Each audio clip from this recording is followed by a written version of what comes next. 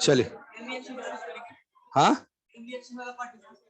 हाँ, लेकिन वो क्लास के लास्ट, क्योंकि अभी क्या है, आपकी क्लास के पहले इधर उधर उस दूसरी बिल्डिंग में क्लास लगते हैं, जैसे वो लीडर बैच में साफल्य में, और फिर उधर से क्लास छोड़ के डाउट्स बता के इधर आने में थोड़ा टाइम लग जाएगा, जब तक ये टाइम टेबल यही सेट रहेगा। तो अभी अपन पहले पढ़ते हैं, फिर लास्ट में मतलब एक टारगेट कंप्लीट करके फिर डिस्कशन जितना लास्ट में हो। बाकी क्वेश्चन में देखो, नेम रिएक्शन जो है उसके क्वेश्चंस को थोड़ा कॉपी से भी ट्राई करना पड़ेगा झारा, लेकिन लगभग क्वेश्चन बन जाएंगे, है ना। वहां जहां दिक्कत है वहां बात कर लेंगे अभी। तो क्वेश्चंस में पहले पढ़ते हैं थोड़ा सा, और फिर उसके बाद में नेम रिएक्शन वाली बात। अच्छा ये बताओ, एनसीईआरटी से रिएक्शंस लिखी क्या आपने? नहीं लिख पाए? अच्छा ठीक है, कोई बात। अच्छा आपने लिखी, हाँ। एक एक पेज लगभग छोड़ दीजिएगा, उसमें कुछ इंफॉर्मेशन बेस्ड ही मिलेगा कुछ, कहाँ कुछ कंट्रोल्ड ऑक्सीडेशन, हाँ ये सब, हाँ ठीक है बिल्कुल। तो इसमें आप ये लिख लेना। अच्छा आप लोगों का टेस्ट कब है? Next Sunday. तो आपको हाइड्रोकार्बन्स तक जो है ना, हाइड्रोकार्बन्स तक जो हमने पढ़ा है वो, तो इसका मतलब इस वीक में जो क्लासेज रहेंगी तो उसमें आप थोड़ा बस उनको थोड़ा देख लीजिएगा, बाकी हाइड्रोकार्बन्स तक का आप तैयार करके जाए।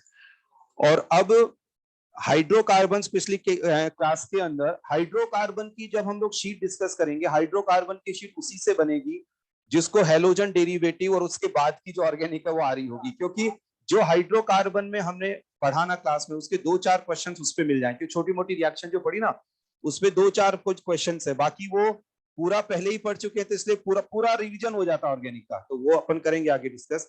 अब यहाँ अपन नेक्स्ट चैप्टर स्टार्ट करते हैं, और नेक्स्ट चैप्टर जो होगा वो है अपना कार्बोक्सिलिक एसिड,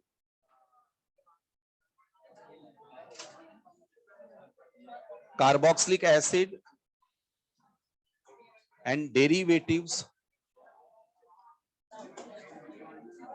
और यहां पे हम लोग बात कर लेंगे amines. Carboxylic acid and derivatives and amines बोलो, एमीन्स बोलो, ये सब है ना। चैप्टर मतलब कार्बोनिल कंपाउंड कंप्लीट है, हाइड्रोकार्बन उसी का पार्ट है ना। Carbonyl carboxylic acid and derivatives and amines. अब इसके अंदर सबसे पहला पार्ट जो है ना, पहले हम लोग इसको हम लोग पढ़ेंगे, लास्ट में एमाइंस वगैरह को यहाँ पे, कि जो डिफरेंट एमीन से कौन कौन सी रिएक्शन देता है। तो अब सबसे पहले आप यहाँ हेडिंग डालिएगा chemical reactions, chemical reactions of carboxylic acid.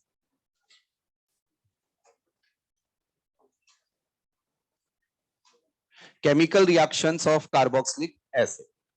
Chemical reactions of carboxylic acid में देखिए क्या है कि यहाँ पे हम लोग बात करें इस तरह से कि C double bond O OH। अब देखो इसकी जो रिएक्शंस हैं उनको हम लोग क्लासिफाई कर सकते हैं ऐसे कि रिएक्शन ड्यू टू H, कि ऐसी केमिकल रिएक्शंस जो एसिडिक हाइड्रोजन की वजह से हो। रिएक्शन ड्यू टू OH मतलब कार्बोक्सिलिक एसिड का केवल ये वाला पार्ट इन्वॉल्व हो रहा हो, यहाँ पे अदर कोई ग्रुप आ जाए तो OH की वजह से। जब यहां से इतना पार्ट इन्वॉल्व हो रहा हो COOH, तो COOH इन्वॉल्व होने वाली रिएक्शन हमने पढ़ी थी, जैसे सोडा लाइम डिकार्बोक्सिलेशन हमने पढ़ा। जहां पे भी कार्बोक्सिलिक एसिड के अंदर डिकार्बोक्सिलेशन हो, मतलब पूरा COOH ग्रुप है वो इन्वॉल्व हो रहा होता है, उससे CO2 रिलीज। और एक रिएक्शन हम लोग, और एक हम लोग इसको क्लासिफाई करेंगे ऐसी रिएक्शंस जिसमें कि यहाँ पे अल्फा पोजीशन जो है ये, मतलब COH के रेस्पेक्ट में यहाँ हेलोजिनेशन हो जाए। तो ऐसे करके कार्बोक्सिलिक एसिड वाला पार्ट जो है, कार्बोक्सिलिक एसिड वाला पार्ट वो कवर होता है। फिर डेरिवेटिव्स और फिर एमाइन। ज्यादा बड़ा चैप्टर नहीं है। अब तो जो रिएक्शन बेस्ड ज्यादा बड़ा चैप्टर आएगा वो एरोमेटिक कंपाउंड, ये इतना बड़ा ये नहीं। तो अपन देखो इस तरीके से हम इसकी रिएक्शंस को स्टार्ट करते हैं। तो आप यहां लिखिएगा एक पॉइंट लगा के, reactions due to acidic hydrogen. यहां पे 4 पार्ट्स में इसकी रिएक्शंस को क्लासिफाई कर लेते हैं। Reactions due to acidic hydrogen, कि जो एसिडिक हाइड्रोजन है इसकी वजह से जो रिएक्शंस हैं उनको ये देखते हैं। अब हम लोग एसिड बेस रिएक्शन तो यार जानते हैं, तो यहाँ पे जानते हैं ना भाई, एसिड बेस रिएक्शन ये एसिड की तरह बिहेव करेगा H+ ये। तो आप सीधा सीधा यहाँ पे क्वेश्चन हम लोग सॉल्व करते हैं। क्वेश्चन नंबर 1 से स्टार्ट करते हैं। यहाँ पे कि आपको यहाँ पे इस तरह से दिया गया CH3COOH अब इसकी कुछ केमिकल रिएक्शंस यहाँ पे, जैसे यहाँ पे आपको दे दिया सोडियम मेटल, तो आप देखिए इसमें क्या प्रोडक्ट बनाएंगे। इसमें दे दिया calcium hydroxide, NaHCO3, PH MgBr, NaOH with CaO, और साथ में हीटिंग यहाँ पे कर। ये आपको जैसे क्वेश्चंस दिए गए, अब आप इन पे ट्राई करिए एक बार कि क्या क्या प्रोडक्ट बने।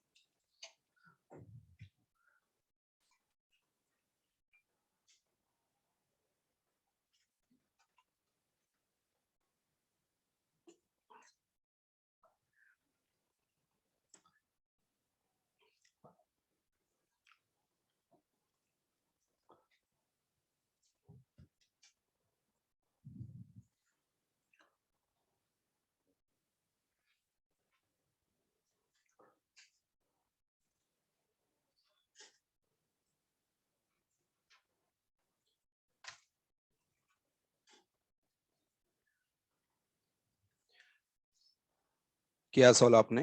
हाँ हाँ, चलिए करिए। देखो मतलब एसिड बेस रिएक्शन, तो आप इसमें जो भी आपको लगता है ना, कि भाई इस तरह का कुछ प्रोडक्ट बनना चाहिए, वो आप ट्राई करो।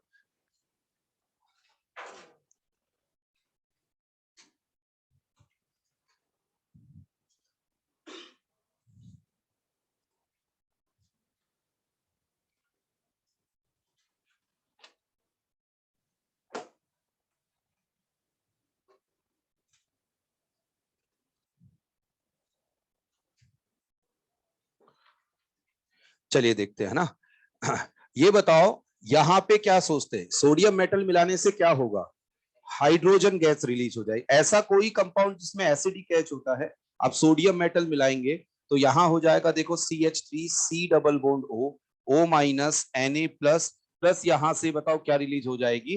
हाइड्रोजन गैस यहां से रिलीज हो। अच्छा अब देखो ये है बेस, तो इससे रिएक्ट करेगा तो बताओ क्या बन जाएगा? सॉल्ट। तो सॉल्ट बनेगा कैल्शियम सॉल्ट, है ना। जैसे NaOH होता तो सोडियम सॉल्ट बन जाता। अब कैल्शियम सॉल्ट यहाँ पे क्या बनेगा? CH3CO, और यहाँ पे इस तरीके से ये कैल्शियम सॉल्ट। जानते हैं भाई, जैसे कैल्शियम एसीटेट लिखना है तो सभी बच्चे जानते हैं ऐसे लिखना पड़ेगा, है ना। हमने हीटिंग इफेक्ट में ये जो कैल्शियम सॉल्ट है उनको हीट करके हमने कार्बोनिल कंपाउंड जैसे ये बनाया। अब ये है सोडियम बाइकार्बोनेट। एक्चुअली ये एसिड्स का आइडेंटिफिकेशन टेस्ट होता है। एसिड केवल कार्बोक्सिलिक एसिड ही नहीं, कोई भी एसिडिक बिहेवियर जो शो करता है, तो लेकिन मतलब उसमें कंडीशन होती है। तो इसके लिए क्या करते हैं, इसको 11th में एसिड बेस स्ट्रेंथ में पढ़ा के और इस तरह के क्वेश्चन सॉल्व कराते हैं, कौन सोडियम बाइकार्बोनेट टेस्ट देता है कौन नहीं, तो वहां डिटेल पढ़ते हैं। यहाँ पे हम बात करेंगे कि अब क्या रहता है इसके अंदर। यदि किसी ने पढ़ रखा है तो मुझे एक बात का जवाब दीजिएगा कि ये सोडियम, देखो आपने कोई एसिड लिया, जैसे एसिटिक एसिड लिया, सोडियम बाइकार्बोनेट मिलाया तो उसमें तेजी से CO2 गैस रिलीज होती है। तो अब ये बताओ, ये CO2 गैस रिलीज हो तो वो CO2 कहां से रिलीज होगी? एसिड से रिलीज हो, मतलब इसके साथ क्या होगा, जैसे प्रोडक्ट में बात करेंगे मतलब यहां से इसके साथ इसमें CO2 रिलीज होगी या केवल H रिलीज होगा? इसका केवल H यहाँ पे इसका रिलीज होगा। देखिए अब जैसे इसका H, तो ये सोडियम देगा, तो ऐसे केस में देखो क्या हो गया? CH3CO O minus Na plus. अब इसका H इसके पास आया तो बताओ क्या बन गया? H2CO3। H2CO3 स्टेबल नहीं होता, बताओ क्या रिलीज कर देगा? CO2 plus H2। तो ये CO2 जो रिलीज होती है ना यार, वो होती है सोडियम बाइकार्बोनेट से। जैसे यहाँ आइसोटॉपिक कार्बन ले लें तो वो आइसोटॉपिक कार्बन यहाँ पे रहता है। तो इस यहाँ तो एसिड बेस रिएक्शन हुई और यहाँ पे भी। अच्छा एक बात बताओ, हमने पिछली क्लास में पढ़ा कि जब कभी एसिड की बेस के साथ या सॉल्ट के साथ रिएक्शन हो तो रिएक्शन तब फिजिबल होती है जब रिएक्टेंट साइड में क्या हो? स्ट्रॉन्ग स्पीसीज हो, है ना, मतलब स्ट्रॉन्ग एसिड या स्ट्रॉन्ग बेस। मतलब यहाँ पे इसमें जब ये रिएक्शंस होती है ना, जैसे स्ट्रॉन्ग एसिड या स्ट्रॉन्ग बेस, इधर की तरफ से reaction weak acid to weak base यहाँ जाती है। इसको ऐसे कि higher energy to lower energy reaction feasible है। तो यहाँ पे ये रिएक्शन फिजिबल होती है कि जब भी कभी ऐसा हो कि एसिड या बेस रिएक्शन में इन्वॉल्व हो रहा है, तो इसका मतलब NaHCO3 मिलाने पर ये प्रोडक्ट बनाएगा। तो उधर तो जैसे रिएक्टेंट साइड तो है ये, तो ये एसिड हुआ, और प्रोडक्ट साइड हो गई ये, क्योंकि ये तो नेक्स्ट स्टेप आ गई यहाँ पे, है ना। तो ये है कार्बोनिक एसिड। H2CO3। तो यहाँ क्या कॉन्सेप्ट बना, कौन सोडियम बाइकार्बोनेट टेस्ट पॉजिटिव देगा, जो किससे स्ट्रॉन्ग एसिड हो बताओ, H2CO3 से, H2CO3 से। अब बात ये आती है कि H2CO3 से स्ट्रॉन्ग एसिड कौन कौन से होते हैं, तो ये सारा अपने को आगे टाइम, जैसे हमने कहा ना 11th में हम एसिडिक स्टैंड में, तो ये वाले टॉपिक पे भी कभी आगे अपने को लगा 11th रिवाइज करने का कोई क्लास लगी तो सोडियम बाइकार्बोनेट टेस्ट और ये सारा भी हम लोग 11th acidic stand basic stand ये सारा देख सकते हैं। बाकी कॉन्सेप्ट यहाँ पे ये रहता है, जैसे मैं ऐसे बताऊं फिनोल जो, अब मैं एरोमेटिक में थोड़ा बता भी दूंगा, फिनोल जो है ना इससे लेस एसिडिक होता है। एक्चुअली एक टेबल बनाते हैं एसिड्स की और वो याद कर, क्योंकि 11th में ऐसे काफी सारे क्वेश्चन है, कौन सोडियम बाइकार्बोनेट टेस्ट पॉजिटिव देगा कौन नहीं। तो अपन किसी दिन मैं आपको ऐसा ना, जैसे पीओसी वगैरह या कभी ऐसा लगा ये पढ़ाना 11th का, तो अपन देख लेंगे H2CO3 से स्ट्रॉन्ग एसिड जो होते हैं वो सोडियम बाइकार्बोनेट टेस्ट पॉजिटिव दे देते हैं। चलिए अब देखो ये वाली जो रिएक्शन है इसमें बताओ प्रोडक्ट क्या बनेगा, क्या बनेगा, बेंजीन। Very good. देखो यहाँ अटैकिंग स्पीसीज पीएच माइनस, वहां एसिडिक हाइड्रोजन, तो यहाँ बन गया बेंजीन और बाकी साइड प्रोडक्ट बन जाएगा जो भी है ना। चलिए अब ये बताओ यहाँ क्या बनेगा, बोलो, CH4 सोडा लाइम डिकार्बोक्सिलेशन, याद करिए, अरे बोलो यार, है ना। यहां से यदि मुझे CO2 हटानी है तो NaOH विद CaO, अब NaO जो CO2 रिलीज होगी वो NaOH के साथ रिएक्ट करके बताओ क्या बना देगा यहाँ, Na2CO3। हालांकि ये भी फर्दर कैल्शियम ऑक्साइड से रिएक्ट करके कैल्शियम कार्बोनेट बना लेता है। ये सब छोड़ो, ये सब आपकी कॉपी में आप पढ़िएगा। यहां से बताओ क्या रिलीज हो जाएगा, CO2 क्या बन जाएगा, CH4। तो देखा जाए तो वही रिवीजन हो रहा है एक तरह से ऑर्गेनिक का, इसमें सारा ये हमने पढ़ रखा है। तो ये एक क्वेश्चन की फॉर्म में हमने रिएक्शंस करी जो एसिडिक एच की वजह से यहां होती।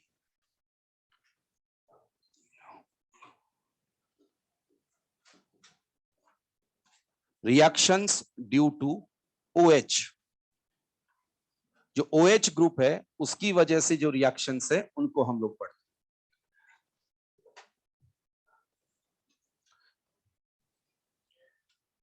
अब OH वाली जो बात है ये है कार्बोक्सिलिक एसिड और यहां है OH। देखो OH रिप्लेस होकर यहां डिफरेंट ग्रुप्स आते हैं, तो डिफरेंट ग्रुप्स आने से वो बन जाएंगे कार्बोक्सिलिक एसिड डेरिवेटिव्स। तो हम लोग यहाँ पे इस हेडिंग में ये सीखेंगे कि कार्बोक्सिलिक एसिड से कार्बोक्सिलिक एसिड डेरिवेटिव्स कैसे बनाए जाते हैं, है ना, ये सब। और ये अपने को मतलब जैसे ये हम लोग एक तरह से कार्बोक्सिलिक एसिड वगैरह को यार ऐसे नहीं पढ़ा था क्योंकि इसमें तो टाइम लग जाता है। इसमें क्या करते हैं, काम काम की रिएक्शन वैसे एक साथ बताता है, लेकिन अपन लोग उससे आपसे कवर कर रहे हैं। एक तो नोट्स भी हमने अपने को बिल्कुल सिस्टमेटिक सिंपल वे में लगे और एक हमें बोर्ड वगैरह में भी काम में आए और हमारा कॉन्सेप्ट भी बनता जाए। तो अब देखो यहाँ पे एक बात, इससे हम कभी हमें जरूरत पड़े बोर्ड वगैरह में भी किसी क्वेश्चन में वैसे कि कार्बोक्सिलिक एसिड से कार्बोक्सिलिक एसिड डेरिवेटिव बनते हैं, बिल्कुल, तो वो सारे हम लोग चारों को सिंथेसाइज करते हैं। तो यहाँ पे आप इसके अंदर सबसे पहला आप लिखिएगा, यहाँ पे लिखो formation of acid halide, acid halide ये एक कार्बोक्सिलिक एसिड डेरिवेटिव है। RMGX में इनकी रिएक्टिविटी और इन सब पे हमने बात किया। तो फॉर्मेशन ऑफ एसिड हैलाइड कैसे होगा कि carboxylic acid react with PCl3। अब देखो यार ये रिएक्शन सेम वैसे होगी जैसे अल्कोहल के साथ रिएक्शन हो रही थी। बताओ अल्कोहल में OH हटकर क्या आ रहा था, Cl, तो वैसे यहां पे भी OH हटकर क्या आ जाएगा, Cl। बताओ प्रोडक्ट क्या बन जाएगा, RCOCl। लेकिन आपको साइड प्रोडक्ट भी यहाँ देखने हैं। तुमने अल्कोहल में एक बात बताई थी PCl3, तो इसके कितने मॉलिक्यूल्स ले लो, 3। अब बताओ 3 यहाँ पे क्या बन गए, RCOCl। अब बताओ कितने OH ग्रुप आए मेरे पास, 3, और 3OH ग्रुप एक फास्फोरस के साथ मिलकर क्या हो जाएगा, H3PO3। ऐसे डायरेक्ट यहाँ, वहां मैक्रिम वगैरह देख ली थी लेकिन कभी आपने PCl5 के क्वेश्चन को मैक्रिम से नहीं किया होगा, भाई OH हटा के Cl लगा। तो ऐसे यहाँ पे डायरेक्ट आप ये, क्योंकि इतना ही हमें फिर यहाँ काम आए। इसी तरह से देखो लिखिएगा इनको जल्दी जल्दी, carboxylic acid react with PCl5, तो ये तो तय है। बताओ क्या बन जाएगा, RCOCl। अब बच क्या गया बताओ, एक तो POCl3 और एक HCl। और आपको मैक्रिम देखना है तो आप उसमें देखिएगा सब, है ना, हाँ, हेलोजन डेरिवेटिव SN2 रिएक्शन वगैरह में इन सब का मैक्रिम बता रखा है।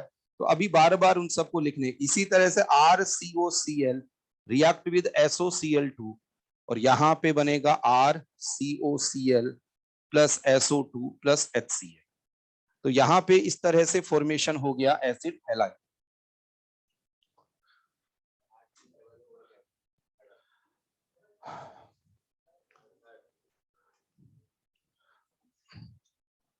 बिल्कुल RCOOH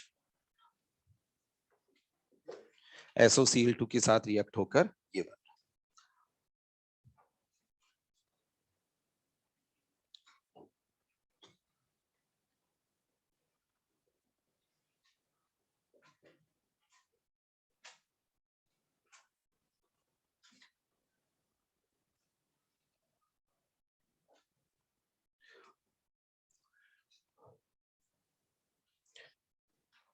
हाँ HCl है बिल्कुल Cl फॉर्मेशन ऑफ एमाइड। अब एमाइड फॉर्मेशन कैसे होगा कार्बोक्सिलिक एसिड से ये देखते हैं। एमाइड फॉर्मेशन में क्या कि हमने लिया कार्बोक्सिलिक एसिड और इसमें मिलाया अमोनिया। अब देखो यदि मैं बोर्ड पॉइंट ऑफ व्यू से बात करूंगा तो एनसीईआरटी वगैरह में रिएक्शन और अपने को ये मतलब काफी काम आती है, छोटी सी रिएक्शन लेकिन इंपॉर्टेंट। अमोनिया, अब देखो यहाँ यार अमोनिया तो करेगा बेस की तरह बिहेव और यहाँ पे ये क्या है एसिड। बताओ यहाँ से ये H+ लेकर कौन सी रिएक्शन दे देगा एसिड बेस। तो एसिड बेस रिएक्शन में होगी तो RC double bond O NH4+ मतलब अमोनियम सॉल्ट यहाँ पे ये। अब इसके बाद में क्या करते हैं इसको हीट करते हैं इसको लगभग 150 डिग्री सेल्सियस टेम्परेचर। तो अब जब हीट करते हैं ना तो इससे वाटर रिलीज हो जाता है। अब आप वाटर रिलीज करेंगे तो आप देखो वाटर रिलीज होने के बाद में जो स्पीसीज यहाँ पे बच जाएगी वो हो जाएगा RCONH2 प्लस यहाँ पे क्या रिलीज हो गया वाटर रिलीज। तो एमाइड इस तरीके से यहाँ पे ये बन गया। ये बोर्ड पॉइंट ऑफ व्यू से इंपॉर्टेंट रिएक्शन क्योंकि एनसीईआरटी की है और अपने को आगे पता है जब हम लोग एमीन्स पढ़ेंगे ना तो वहां पे क्या रहेगा एमाइड। एक एमाइड की बहुत इंपॉर्टेंट रिएक्शन होती है हॉफमैन ब्रोमेमाइड डिग्रेडेशन रिएक्शन। ये बहुत इंपॉर्टेंट जेई के हिसाब से भी मेंस के हिसाब से। तो वहां एमाइड से बनता है वो एमाइड से RNH2 बनता है एमीन्स का सिंथेसिस एक तरह से हो गया। तो वहां पे क्वेश्चन को कई बार यहां से ये करते हैं। तो बहुत इंपॉर्टेंट लेकिन बहुत ही आसान रिएक्शन नोट करिएगा। अब इसको हमने 2 स्टेप्स में लिखा लेकिन ओवरऑल यदि हम लोग बात करें एक बार देखिएगा कि मैं आपसे ये पूछा जाए कि एसिड में अमोनिया मिलाकर हीट कर दो तो बताओ यहां से तो क्या हटा दे OH और यहां से H। आपको क्या याद रखना क्या रिलीज हो जाएगा वाटर रिलीज यहां से हो जाना है ना ये। चलिए अब यहाँ क्वेश्चन नंबर 2 यहाँ देखो क्वेश्चन नंबर 1 तो वो था। क्वेश्चन नंबर 2 इस तरीके से ये है यहाँ CH3 C double bond O NH2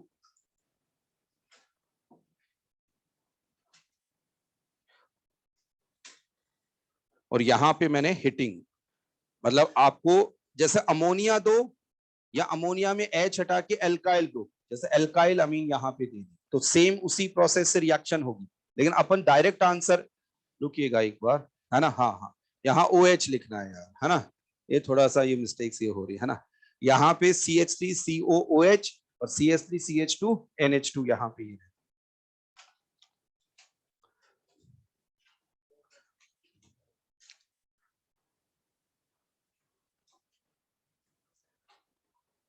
तो आप इसको अमोनिया या फिर अमोनिया में H हटा के एक एल्काइल ग्रुप लगा दिया।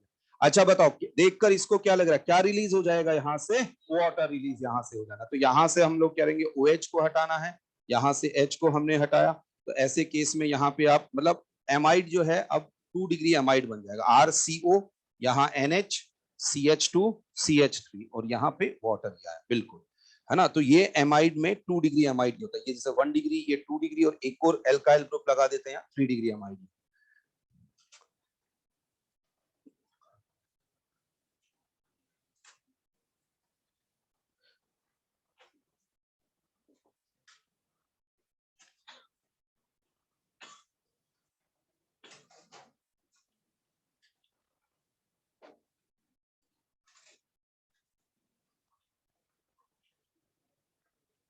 जैसे देखिए ये क्वेश्चन कि एमाइड ग्रुप मतलब एमाइन ग्रुप है और कार्बोक्सिलिक ग्रुप एक ही मॉलिक्यूल में है। तो सिंपल है यहाँ पे भी क्या रिलीज करना है वाटर और ये आपको साइक्लिक एमाइड यहाँ पे बन जाएगा। तो बनाइए तो इसका मतलब ये एक सिंगल स्टेप छोटे छोटे क्वेश्चन हैं इन रिएक्शंस को थोड़ा जैसा भी टेस्ट में मैंने सिलेबस बताया अप टू हाइड्रोकार्बन। तो इसका मतलब इनको आपको बस 10-15 मिनट देने आपने जो आपने पढ़ा उसको एक बार रीडिंग लगा लीजिएगा इनका फिर बाकी आगे फिर इसमें पढ़ेंगे अपन। तो अब देखो इसमें वाटर रिलीज किया हमने यहां से OH हटा दिया यहां से H। तो अब देखिए यहाँ 1 2 3 4 5 6 मेंबर रिंग क्या बनाते साइक्लिक एमाइड हम लोग बनाते। तो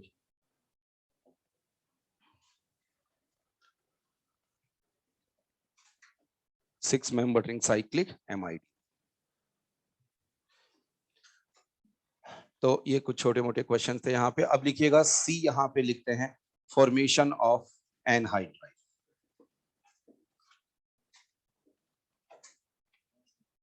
अब ये भी एनसीईआरटी बेस्ड रिएक्शन है, तो इसलिए मतलब ये छोटी छोटी रिएक्शन है लेकिन एनसीईआरटी बेस्ड, तो इन पे ध्यान देंगे। अब इसमें क्या होगा, कार्बोक्सिलिक एसिड है, उसको हीट करने पर डिहाइड्रेशन होगा and anhydride that means without water. Anhydride का मतलब भी यही रहता है। अब जैसे क्या है कि आप इसको हीट करें, लेकिन आपने यदि कुछ ऑक्साइड मिला दिया, जैसे फास्फोरस का ऑक्साइड मिला दिया और फिर हीट किया, तो ये आपको डिहाइड्रेशन में मतलब हेल्प करता है। तो वाटर यहां से रिलीज होगा, है ना, और क्या बन जाएगा, एनहाइड। ये फंक्शनल ग्रुप के नेम वगैरह भी अब आइडेंटिफाई होने चाहिए भाई अच्छे से। तो यहाँ पे ये बना सी डबल बॉन्ड ओ, यहाँ आर, साथ में वाटर, और ये एनहाइड्राइड,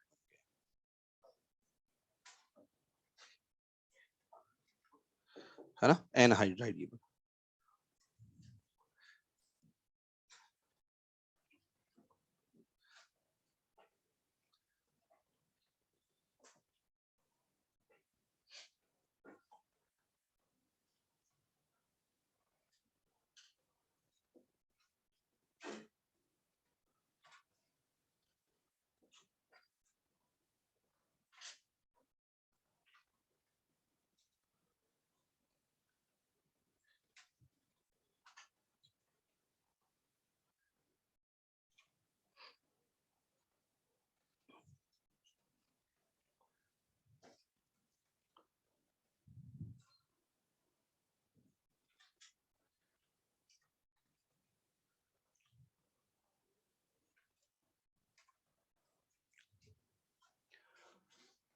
ये याद है पहली रिएक्शन, बताओ, एल्काइल ग्रुप है जिसपे की बेंजाइलिक पोजीशन पे एच है, उसको किसमें कन्वर्ट कर देगा, सीओ है।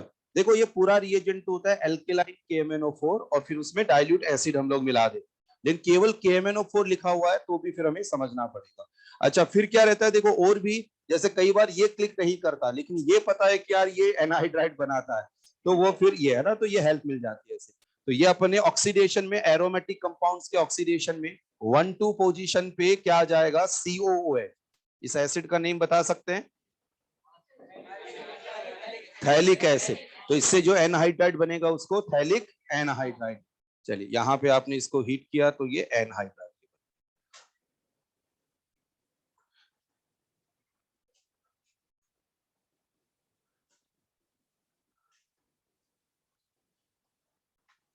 Phthalic anhydride.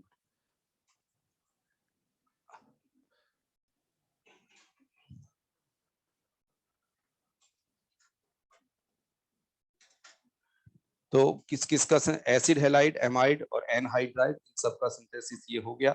अब लिखिएगा फॉर्मेशन ऑफ एस्टर।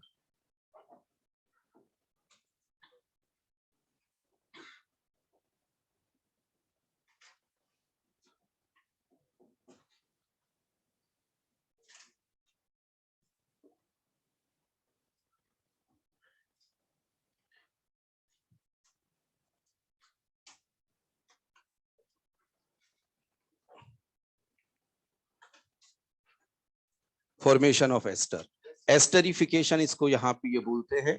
और ये इंपॉर्टेंट रिएक्शन RCOOH, और यहाँ लिया हमने अल्कोहल, और ये क्या है, रिवर्सिबल रिएक्शन होती है, इसलिए इसको ऐसे लिख लेते हैं। अब फॉरवर्ड डायरेक्शन में जब हम जाएं तो इसमें कंसंट्रेटेड H2SO4 और साथ में यहाँ लिखा हीट। देखिए a carboxylic acid react with alcohol, यहाँ लिखा है कंसंट्रेटेड H2SO4 विद हीटिंग। तो अब यहां से क्या रिलीज हो जाएगा बताइएगा, वाटर, और वाटर रिलीज होके यहां बन जाएगा एस्टर, है ना।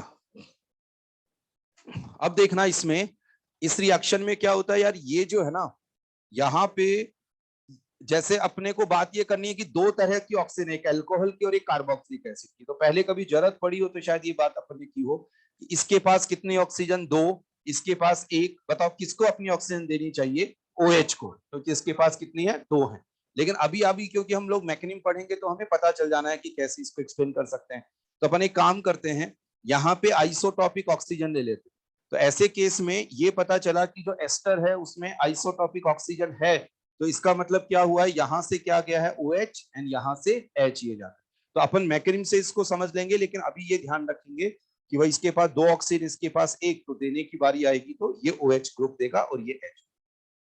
अच्छा, एक और बात देखिएगा, एस्टर जो है ना उसके हाइड्रोलाइसिस से ये बनता है, ठीक है। यहाँ पे जैसे हम लोग H3O+ ले लें तो ये, अब वो हाइड्रोलाइसिस, अब जैसे मान लीजिए मुझे रिएक्शन को इस साइड में, इक्विलिब्रियम को इधर शिफ्ट करना है, तो यहाँ पे क्या काफी सारा डाइल्यूट एसिड मिला हो, तो इसकी कॉन्सेंट्रेशन बढ़ेगी, तो ली चैटलियर प्रिंसिपल के अकॉर्डिंग इक्विलिब्रियम उस साइड में शिफ्ट होगा।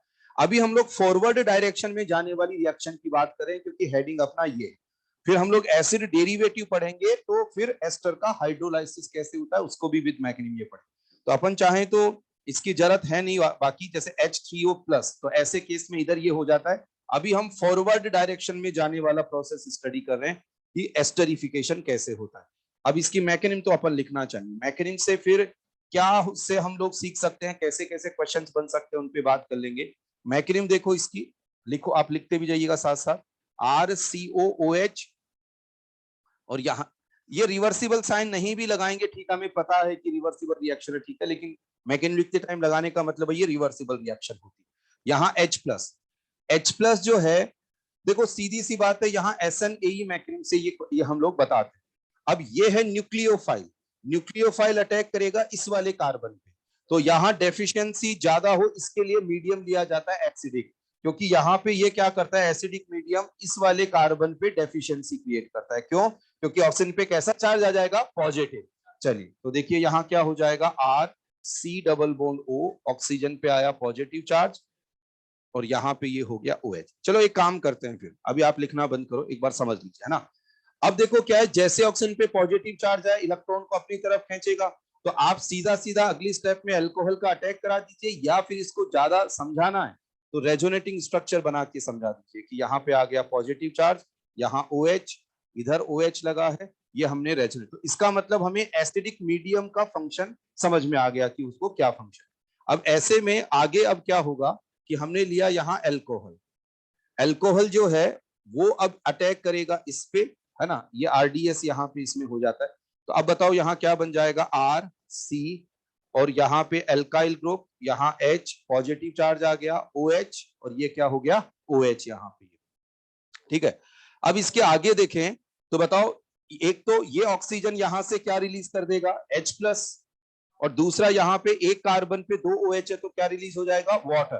तो अब इनको देखिए मैं कैसे आपको समझा सकता हूं कि यहाँ पे अब 2 स्टेप एक साथ हो रहे हैं, है ना, कि एक तो यहाँ से H+ गया, अब क्योंकि एसिडिक मीडियम है तो H+ ने जैसे इस पे अटैक किया, वो वाटर रिमूवल को समझा रहे हैं। तो यहाँ ये +-H है ना, ये सब नहीं भी लिखेंगे तो समझ आएगा कि इसमें प्रोसेस में हुआ क्या, कि यहाँ से तो गया H+, बताओ क्या बच गया यहाँ पे, OR, और यहाँ पे क्या रहता है कि एक कार्बन पे, मतलब एक ऑक्सीजन पे H अटैक करता है यहाँ पॉजिटिव।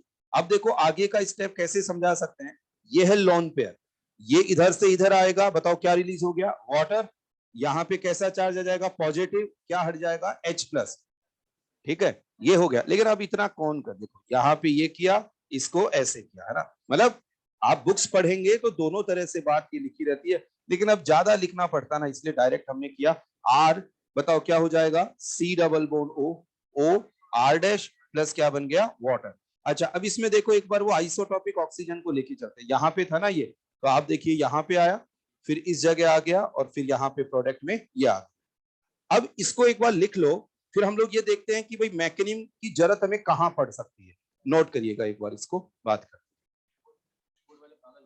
हाँ, नहीं बोर्ड वगैरह मेरे इन सब में तो मैकेनिज्म सच कोई, बोर्ड का तो यार मैं एक बात जानता हूं कि पिछले 10 साल के पेपर सॉल्व कर लो, आपको सारा आइडिया लग जाएगा कि बोर्ड में एक्सपर्ट हो जाएंगे, आप लोगों को राय दे सकते हो कि यार बोर्ड के बारे, कि बोर्ड के बारे में कोई टेंशन है तो आके मुझसे मिलो, है ना। तो ये सब अब आपको किससे फी लेना है किससे नहीं, वो आप डिसाइड कर लीजिएगा, है ना। कि यहाँ कहने का मतलब ये है कि बोर्ड में कोई भी कभी भी टेंशन हो तो आप बोर्ड का पेपर देख लो, आपकी प्रिपरेशन अच्छी है तो टेंशन दूर हो जाएगी, नहीं उल्टा हो जाएगा फिर, है ना।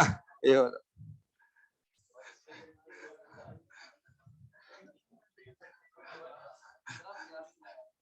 नहीं नहीं, अरे बोर्ड से डरेंगे अपन, बोर्ड से तो कुछ नहीं डरना। बोर्ड के लिए तो बस ये है कि आपके अभी ऑर्गेनिक में तो क्या है, पता ही नहीं चलता कि एनसीईआरटी में क्या हो गया क्या नहीं हो गया, है ना, क्योंकि बिल्कुल अलग सीक्वेंस अपनी चलती है। तो उसके लिए, लेकिन हाँ मैं आपको बताऊं कि बोर्ड में आगे जाके जब एक बार, पहले बार तो बहुत सारी चीजें कवर यहाँ कर लेंगे, बाकी जो इंटर कन्वर्जन वाले क्वेश्चन हैं या बाकी अदर और भी कोई चीजें हैं वो सारा हम लोग वहां पे कर लेंगे। और फिर मैंने जो अभी बताया ना कि बोर्ड के लिए जैसे मैंने आपको पहले सजेस्ट भी किया था कि तीनों सब्जेक्ट की एक एक कोई बुक ऐसी रखो जिसमें कि एनसीईआरटी साथ में प्रीवियस ईयर के बोर्ड के क्वेश्चंस हो।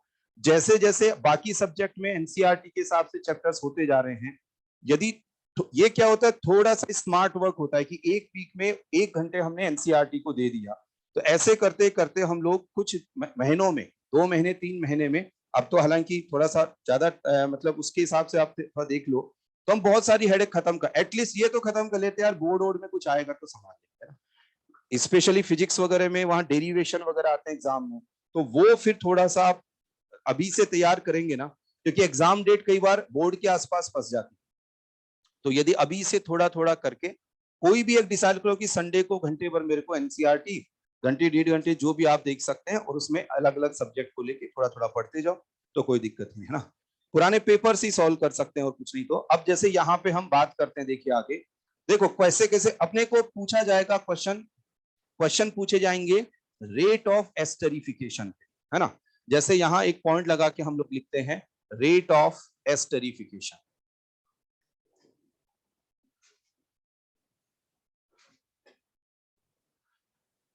रेट ऑफ एस्टरिफिकेशन देखिए क्या है, देखो यार यहाँ पे ध्यान देना, ये है आरडीएस।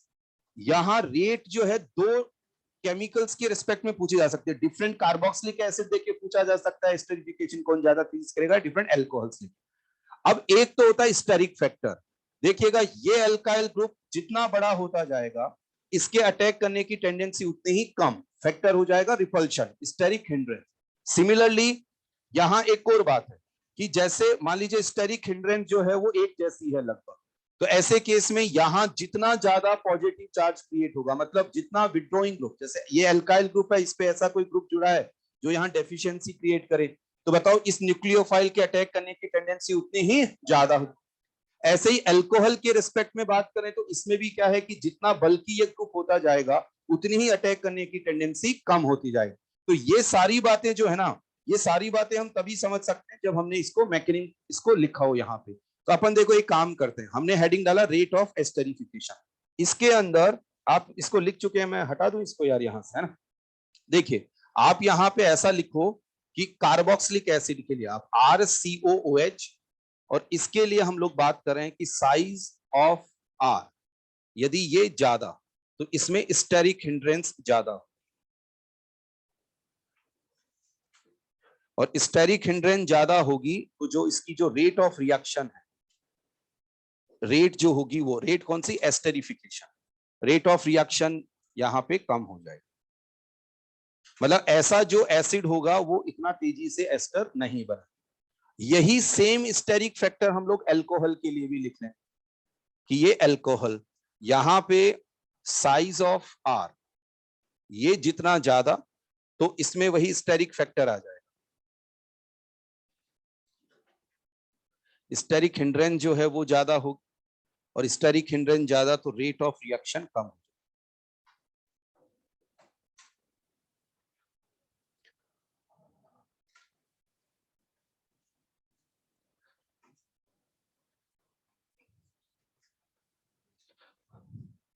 चलिए अब देखिए हम लोग क्वेश्चंस करते हैं इस पे, और अब सीधे क्वेश्चन हो गए, हमने ये कॉन्सेप्ट हमने यहाँ देखा और इससे बन जाए।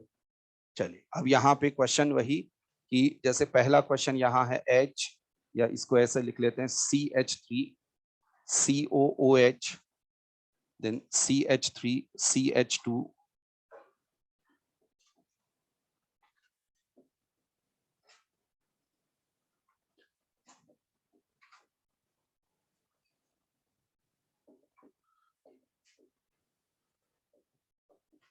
जैसे 3 यहाँ पे ये स्पीसीज।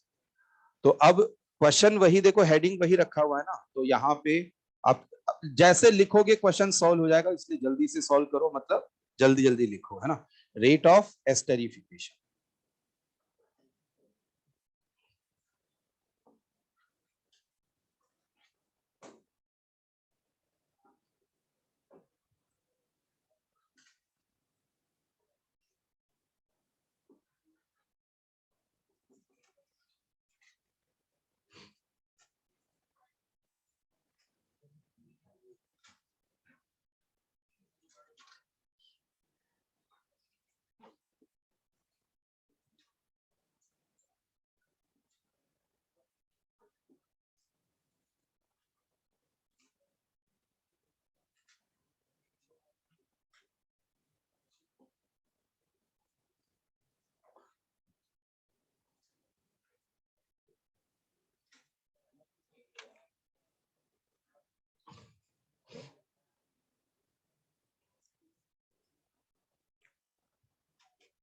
यहाँ 6th के लिए भी सेम वही है, रेट ऑफ एस्टरिफिकेशन।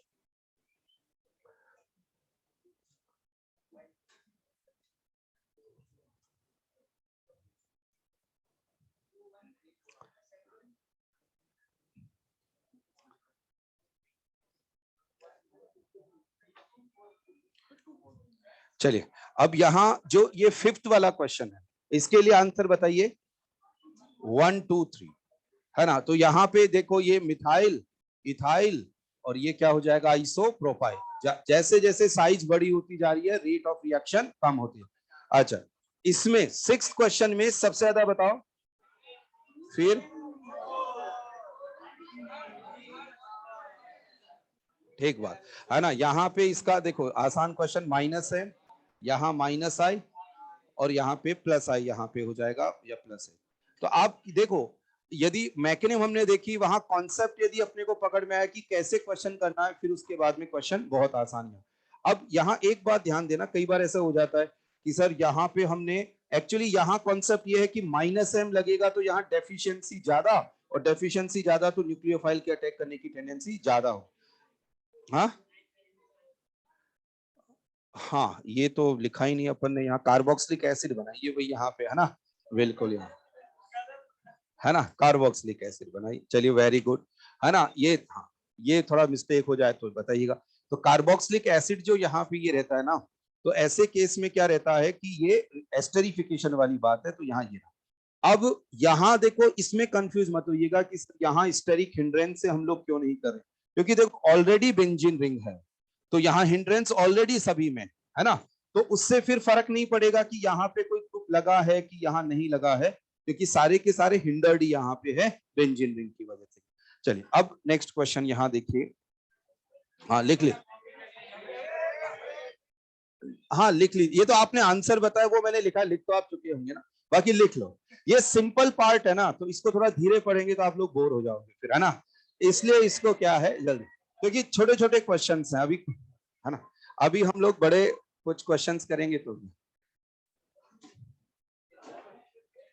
ऐसे टॉपिक्स का एक ही वो रहता है ना, थोड़ा जल्दी। तो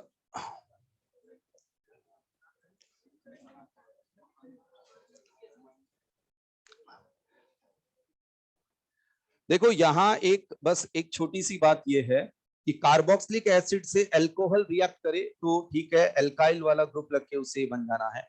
यदि मैं यहाँ पे लिख दूं जैसे फिनोल और यहाँ लिख दिया H+ विद हीटिंग, ये लिख दिया, तो अब यहाँ पे भी कोई दिक्कत नहीं है ना, चाहे अल्कोहल हो तो एल्काइल ग्रुप आ जाएगा, फिनोल है तो बताओ यहाँ से क्या रिलीज हुआ, वाटर, और वाटर रिलीज होके यहाँ प्रोडक्ट बन गया CH3 C double bond O OPH + H2।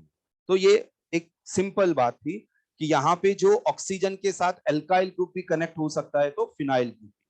अच्छा एस्टर में क्या होता है, फ्रूटी स्मेल होती है ना, एस्टर वगैरह में कुछ कई बार कुछ केमिकल्स को हम लोग आइडेंटिफाई करते हैं उनकी स्मेल वगैरह से, तो फ्रूटी स्मेल यहाँ पे। हालांकि ये सही तरीका नहीं है कि बिना जानकारी के किसी भी केमिकल को आप सूंघते रहें, लेकिन यहाँ पे है ना केमिकल्स में चक्कर पड़ जाता है ना, क्लोरोफॉर्म वगैरह सूंघ लिया कभी गलती से तो भी चक्कर पड़ जाओ।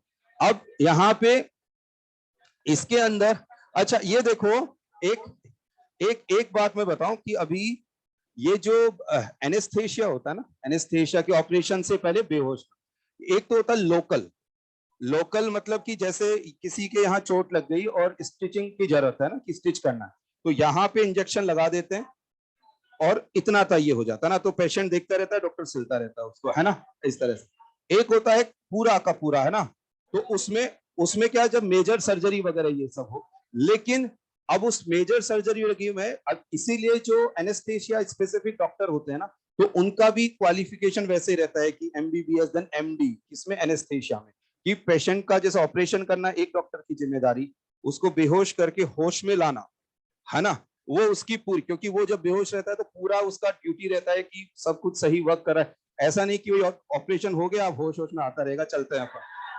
अपन चलते हैं, ऐसे नहीं।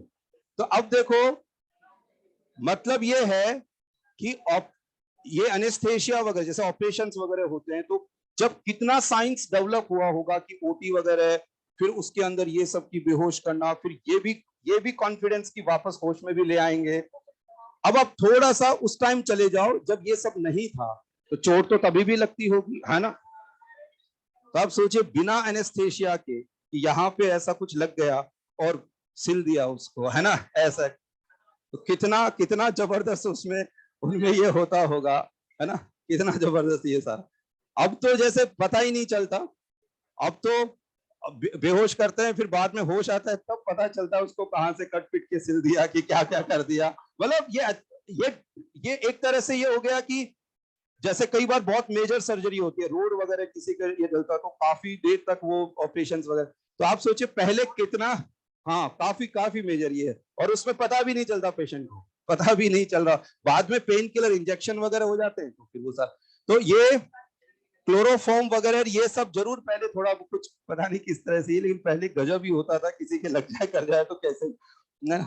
चलिए अब देखो, नहीं नहीं हुआ हुआ कुछ नहीं, मैं तो उसे एक बात बता रहा हूँ कि ये जो साइंस डेवलप हुआ उससे पहले का क्या सीन होता होगा। कई बार दिखाते हैं ना कोई ऐसी मूवी जिसमें कि पुराने राजा महाराजा तो किसी के ये लग गया तो हाँ बस उसको कुछ भी कैसे भी करके सही कर। अच्छा चलो अब जैसे एक बात बताओ, इसका इसका नॉमेनक्लेचर यदि हम करें, है ना देखो एस्टर के नॉमेनक्लेचर में ऑक्सीजन से अटैच्ड ग्रुप को सबसे पहले लिखते हैं, है ना। तो ऑक्सीजन से बताओ कौन सा ग्रुप अटैच्ड है, फिनाइल। फिनाइल ये हमेशा तो ध्यान रखिएगा एस्टर के नॉमेनक्लेचर, जैसे ऑक्सीजन से मिथाइल अटैच है तो मिथाइल पे रखो। अब यदि आपको कॉमन नेम देना है तो कॉमन नेम देना होता है तो एक कार्बन के लिए फॉर्म, दो के लिए एसिड, प्रोपियोन, ये सब बातें भी मैं पॉलीमर चैप्टर में कुछ कॉमन नेम काम में आते हैं तो वहां फिर मैं लिखवा दूं, है ना, कि नहीं है ना, ये कॉमन नेम देते। तो अब जैसे दो कार्बन है यहां तो एसी, तो यदि इसका कॉमन नेम दे तो ये हो जाएगा फिनाइल एसीटी, इस तरह से। और आईयूपीएसी में वो जो नेम हो जाता है ना, एक कार्बन मेथ एक प्रॉप ब्यूट ऐसे चलता है, तो आईयूपीएसी नेम दे तो क्या हो जाएगा, फिनाइल इथेनोइक, है ना। तो अपन यहाँ इसका कॉमन नेम फिनाइल एसीटेट, है ना, यहाँ पे एसीटेट यहाँ पे ये हो जाए। तो एक कार्बन जब होता है तो फॉर्म ये इस तरह से होता है, दो कार्बन एसिड, लेकिन ये अभी आगे बात करेंगे क्योंकि इसमें भी फिर कई सारी बात, प्रोपियोन चार कार्बन ब्यूटायर और 5 कार्बन पे वेलर, लेकिन ध्यान रखना ये कॉमन नेम में है, आईयूपी तो मिथ इट प्रोब्यूट ऐसा कर ले। जैसे यहाँ पे एक एच होता तो फिनाइल फॉर्मेट हो जाता, प्रोपियोन ब्यूटायर वेलर, ये फॉर्म एसिड प्रोपियोन मैक्सिमम बाद में आईयूपीएसी पे ही चले जाते हैं, ठीक है ना। फिनाइल एसीटेट इसका कॉमन नेम है। चलो अब देखो ये क्वेश्चन मैंने बीच में क्यों लिया, क्योंकि आपको जैसे अभी मैं रेट ऑफ एस्टरिफिकेशन में इस तरह का क्वेश्चन दिया जाए, जैसे हम लोग बात करते हैं क्वेश्चन नंबर 8, यहां CH3OH, CH3 CH2OH और एक यहाँ पे CH3CH CH3OH, है ना। तो आपको इन तीनों को कंपेयर करना है, क्वेश्चन है रेट ऑफ एस्टरिफिकेशन की, ये कार्बोक्सिलिक एसिड इनके लिए कॉमन है, ये एस्टरिफिकेशन कर रहे हो। एक और क्वेश्चन आप लिखिएगा,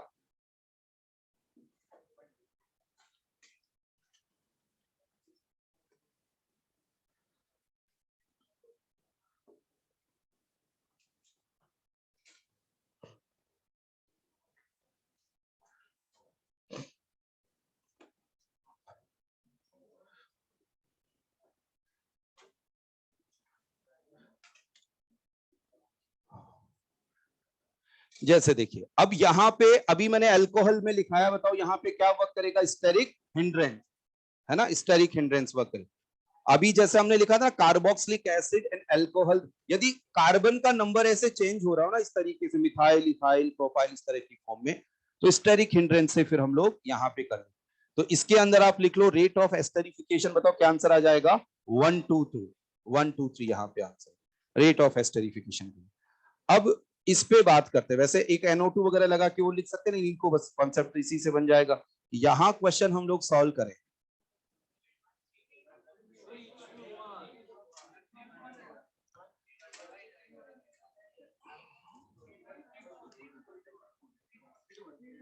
थ्री टू वन क्यों बताओ,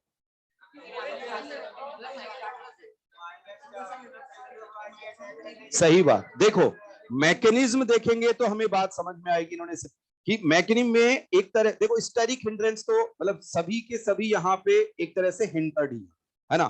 तो अब यहाँ क्या होगा कि अल्कोहल या फिर फिनोल ड्यूरिंग रिएक्शन वर्क करता है एज ए न्यूक्लियोफाइल। तो जिसकी न्यूक्लियोफिलिसिटी ज्यादा अच्छी होगी रेट ऑफ रिएक्शन ज्यादा होगी, है ना। तो ऐसे देखो आपको तीन मतलब 2 3 4 क्वेश्चन लगभग मिलते हैं कार्बोक्सिलिक एसिड वगैरह जब शीट सॉल्व करते हैं रेट ऑफ एस्टर, लेकिन कितने आसान है, जैसे क्लास में हमने ये कर लिया ना, बस इसी कॉन्सेप्ट बेस है तो बड़ा आसानी से ये हो जाता है।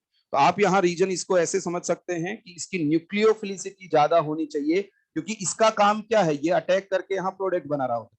तो यहाँ पे सपोर्टिंग ग्रुप लगा है न्यूक्लियोफिलिसिटी के लिए, यहाँ -I NO2 लगा देंगे तो और भी कम फिर न्यूक्लियोफिलिसिटी हो जाएगी। तो यहाँ आंसर बताओ क्या हो जाएगा, सबसे ज्यादा 3, फिर बताओ 2 और फिर लास्ट में 1, यहाँ पे 3 2 1 यहाँ आंसर हो जाएगा। अब इसका रीजन देखो यहाँ लिख लेना कि थर्ड में जो हो गया +I की वजह से न्यूक्लियोफिलिसिटी उसकी ज्यादा होगी, इस वजह से यहाँ रेट ऑफ रिएक्शन ये।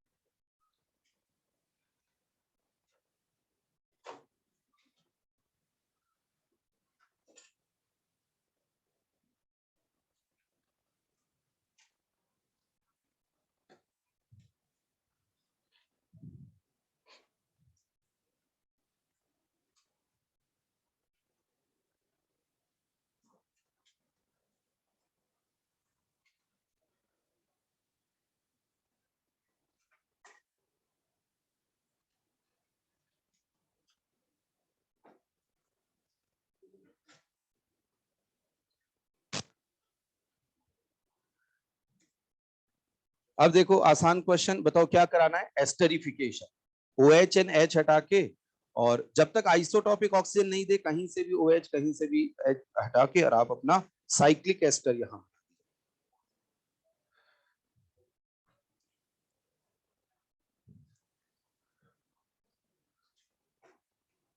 कितना मेंबर रिंग बन रही है, हाँ ठीक, हाँ 6 5 तक बन रहा हो तो फिर क्वेश्चन में कोई।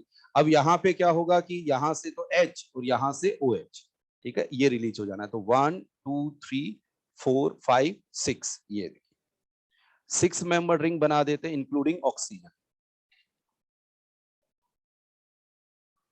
ठीक है। फिर उसके बाद में यहाँ जैसे ये हो गया 1 2 3 4 5 6। अब देखिए क्या क्या 6 नंबर पे क्या लगा रखा है बताओ, डबल बॉन्ड O, और 2 पे बताइए क्या लगा रखे हैं, 2 मिथाइल ग्रुप यहाँ पे। अच्छा एक काम यहाँ करते हैं, एक थोड़ा सा, चलो ठीक है अभी तो ये एक इसमें है ना, ये वाला मिथाइल, चलो अभी तो चलने दो, अभी कोई दिक्कत नहीं है ना। आगे आगे फिर थोड़ा सा 3 डिग्री वगैरह में चक्कर पड़ता है, इसलिए एक काम करो क्वेश्चन को थोड़ा सही लिखो। मैं बताता हूँ कि 3 डिग्री होने पर हम लोग फिर वो यहाँ से एक्चुअली OH जाता है, वो मैं उसी कॉन्सेप्ट पे आ रहा हूँ। क्वेश्चन को थोड़ा परफेक्ट लिखते हैं ना, आगे भी कंफ्यूजन एक ऐसे आप, अब आप कैसे क्या करेंगे देखिए, थोड़ा सा ना ऐसे करना, ऐसे ये करना। नहीं अगला क्वेश्चन की नहीं, यहाँ एक्चुअली पता है क्या मैंने ये कर दिया ना, अभी ये नहीं करता तो कोई इश्यू नहीं था, ना ही मैंने कोई आइसोटॉपिक यहाँ पे ऑक्सीजन लिखा, इसलिए इश्यू तो नहीं है। लेकिन मैं थोड़ा अपनी तरफ से यहाँ की भाई चलो ऐसे इसको ऐसा, अभी मैं समझाता हूँ मैंने ऐसा क्यों किया।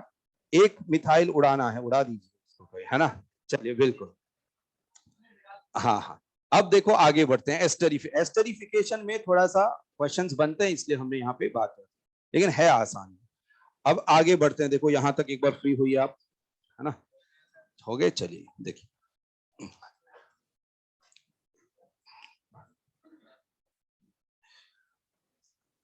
देखो अब एक आपके लिए एक मतलब इसको ध्यान रखिएगा क्वेश्चन, आप या एक पॉइंट ऐसे लगा के लिखो कि कार्बोक्सिलिक एसिड हमने लिया और उसमें हमने क्या किया कि अल्कोहल ऐसा ले लिया जो 3 डिग्री अल्कोहल, ठीक है, मतलब बात यह है कि ये है कार्बोक्सिलिक एसिड और ये है अल्कोहल, तो ऐसे केस में एस्टरिफिकेशन है होना है, ये तो तय है। अब हमने यहां लिखा H+ विद हीटिंग। अब देखो क्या है कि मैं ये आइसोटॉपिक ऑक्सीजन ले लूं, तो अभी तक हमने जो पढ़ा है उसके अकॉर्डिंग यहां से तो क्या जाएगा OH और यहां से H, तो बताओ आइसोटॉपिक ऑक्सीजन किस में आ जाना चाहिए, एस्टर में आ जाना चाहिए। लेकिन यहां पता है क्या प्रोडक्ट बनता है, यहाँ प्रोडक्ट बनता है R1, इधर R2, यहाँ R3 और ये बन जाएगा OC double bond OCH3 plus यहाँ H2O और आइसोटॉपिक ऑक्सीजन इसमें गया ही नहीं। ये थोड़ा सा चक्कर पड़ता है, लिखो एक बार मैं समझाता हूं। लिखो एक बार, लिखो तो सही, फिर अपने को याद है ना। यहां से OH मतलब आइसोटॉपिक ऑक्सीजन का पोजीशन देखो, जो हम लोग अभी करते आए वैसे नहीं, देखिएगा।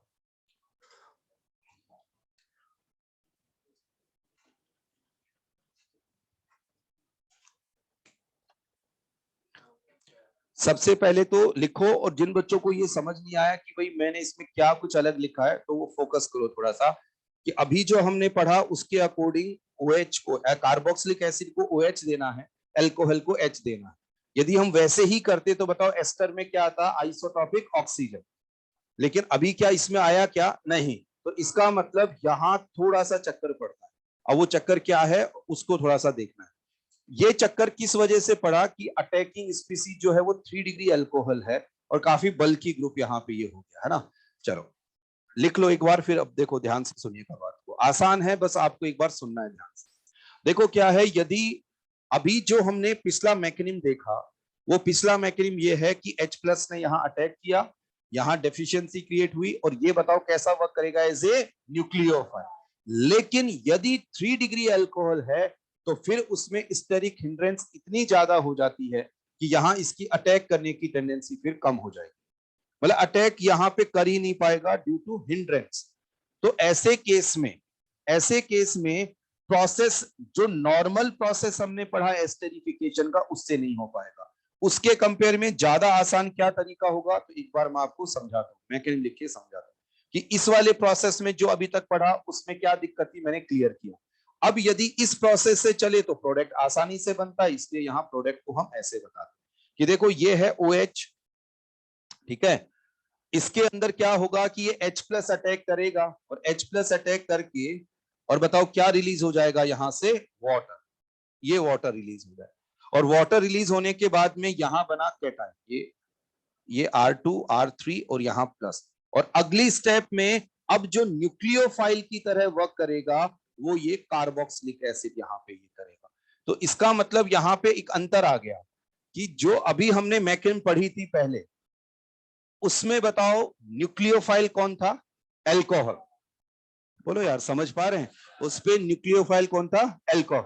लेकिन अब जो है ना, देखो अभी तक IIT की बात करें तो अभी तो इसने ये सब यहाँ पे तक गया नहीं, लेकिन थोड़ा सा जानकारी हमें हो तो ठीक है कि यहाँ बस अंतर ये है कि मतलब उल्टा प्रोसेस हो गया कि न्यूक्लियोफाइल अब यहाँ पे कौन हो गया, एसिड, और उसका रीजन बिल्कुल क्लियर है कि 3 डिग्री अल्कोहल, स्टेरिक हिंड्रेंस। तो जो नॉर्मल अभी हमने रिएक्शन पढ़ी उसके अकॉर्डिंग यहाँ प्रोसेस नहीं हो पाता है, तो इस वजह से H+ अटैक करेगा, वाटर रिलीज हुआ, यहाँ बना कैटाइन, और अब इसके बाद में यहाँ क्या होगा कि ये इस पे करेगा अटैक, और यहाँ अटैक किया इसने, तो अब अपन H+ को हटा देते हैं यहाँ पे, तो R1, यहाँ R2 R3, और बताओ यहाँ क्या आ जाएगा, OCOCH3।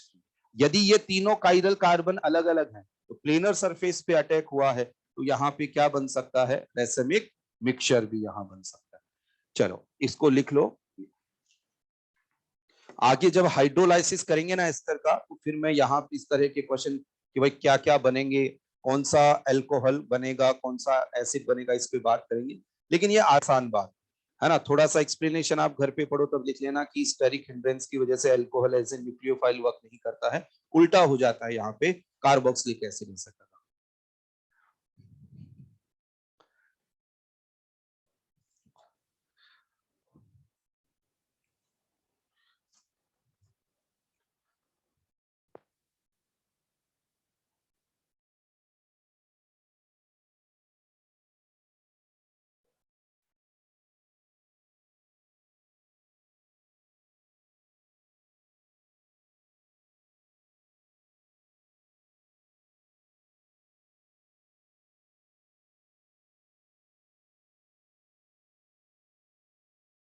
जो उस बिल्डिंग में जो साफल्य टूना, वो एक लीडर बैच बना था उसकी, पहले तो उधर क्लास लगी थी इधर संकल्प में, फिर बाद में उसमें बच्चे जो है ना, एक दो क्लास के बाद में ही बहुत बढ़ने लग गया, वो किस वजह से बढ़े पता नहीं है ना, लेकिन नहीं नहीं, अरे वैसे नहीं, वो शिफ्ट हो गए होंगे कुछ ऐसे इधर उधर, तो उसमें फिर उनके लिए रूम ढूंढना पड़ा। तो रूम क्या, ये तो सब में आ नहीं सकते थे, क्योंकि वो मेरे को लगता है लगभग 300 तक तो हो गए हैं उसमें, है ना। ओ सर, फिर वहां क्या, साफल्य 2 जो बिल्डिंग है ना, साफल्य बिल्डिंग 2 में बेसमेंट एक है, मतलब पूरा वो यूं रूम जाके और पिच यूं हो जाता है उसमें, उसमें सफोकेशन इतना भयंकर, है ना, कुछ है ना। चला, तो बहुत अच्छा रूम है, मतलब कोई दिक्कत नहीं है उसमें, है ना। और बढ़िया से मतलब, है ना, बाद में बहुत बढ़िया से क्लास क्लास हुआ के और इतना बढ़िया से वहां पे ये रहता है ना। चलो,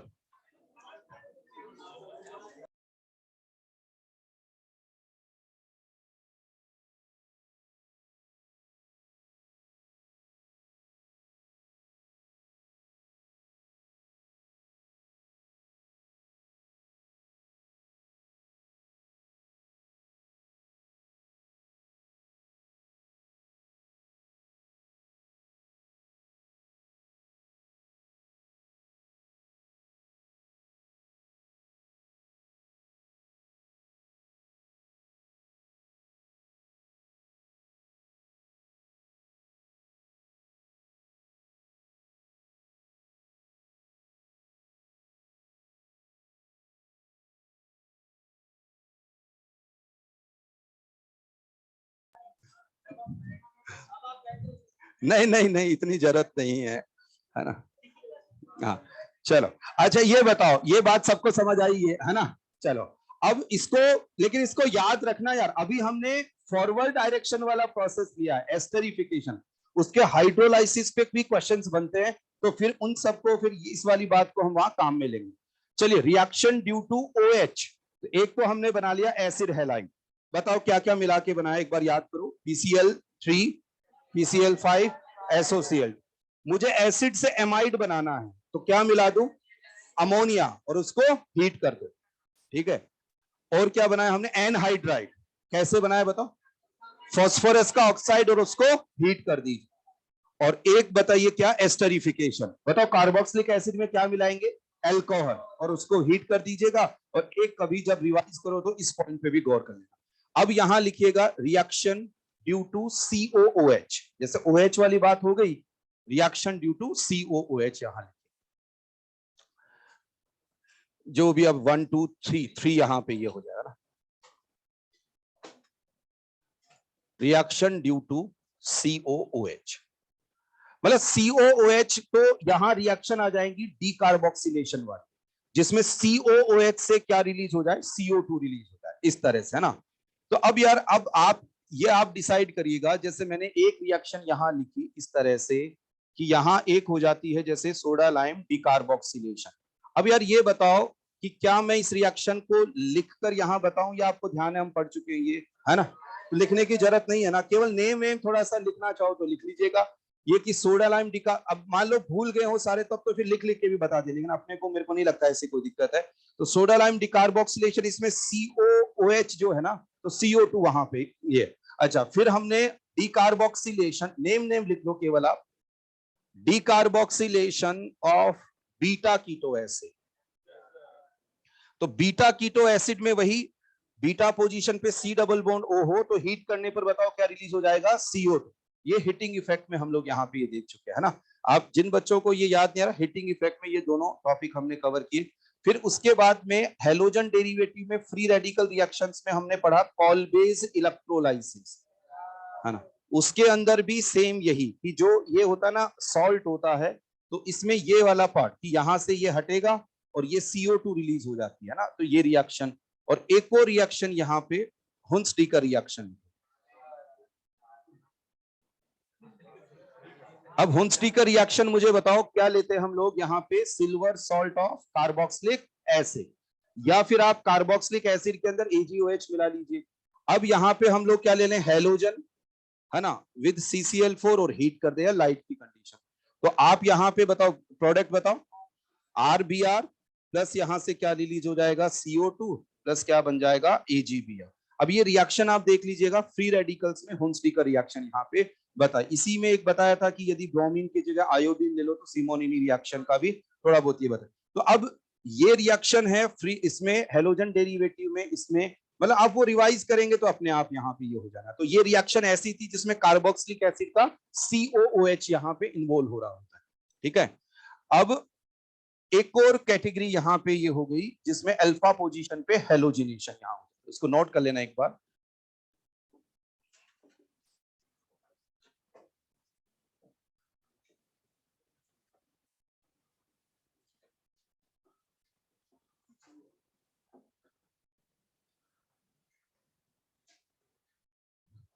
alpha halogenation of carboxylic acid, ये होगी कैटेगरी नंबर 4। तो कार्बोक्सिलिक एसिड की रिएक्शन जो है वो फिर यहाँ पे ये हो जाती है, फिर एसिड डेरिवेटिव और फिर एमाइन, लेकिन तो उन पे थोड़ा सा फिर आगे और भी reaction. Alpha halogenation of carboxylic acid, अब इसमें एक नेम रिएक्शन हम लोग पढ़ते हैं और वो है HVZ रिएक्शन। ये एनसीईआरटी में है रिएक्शन।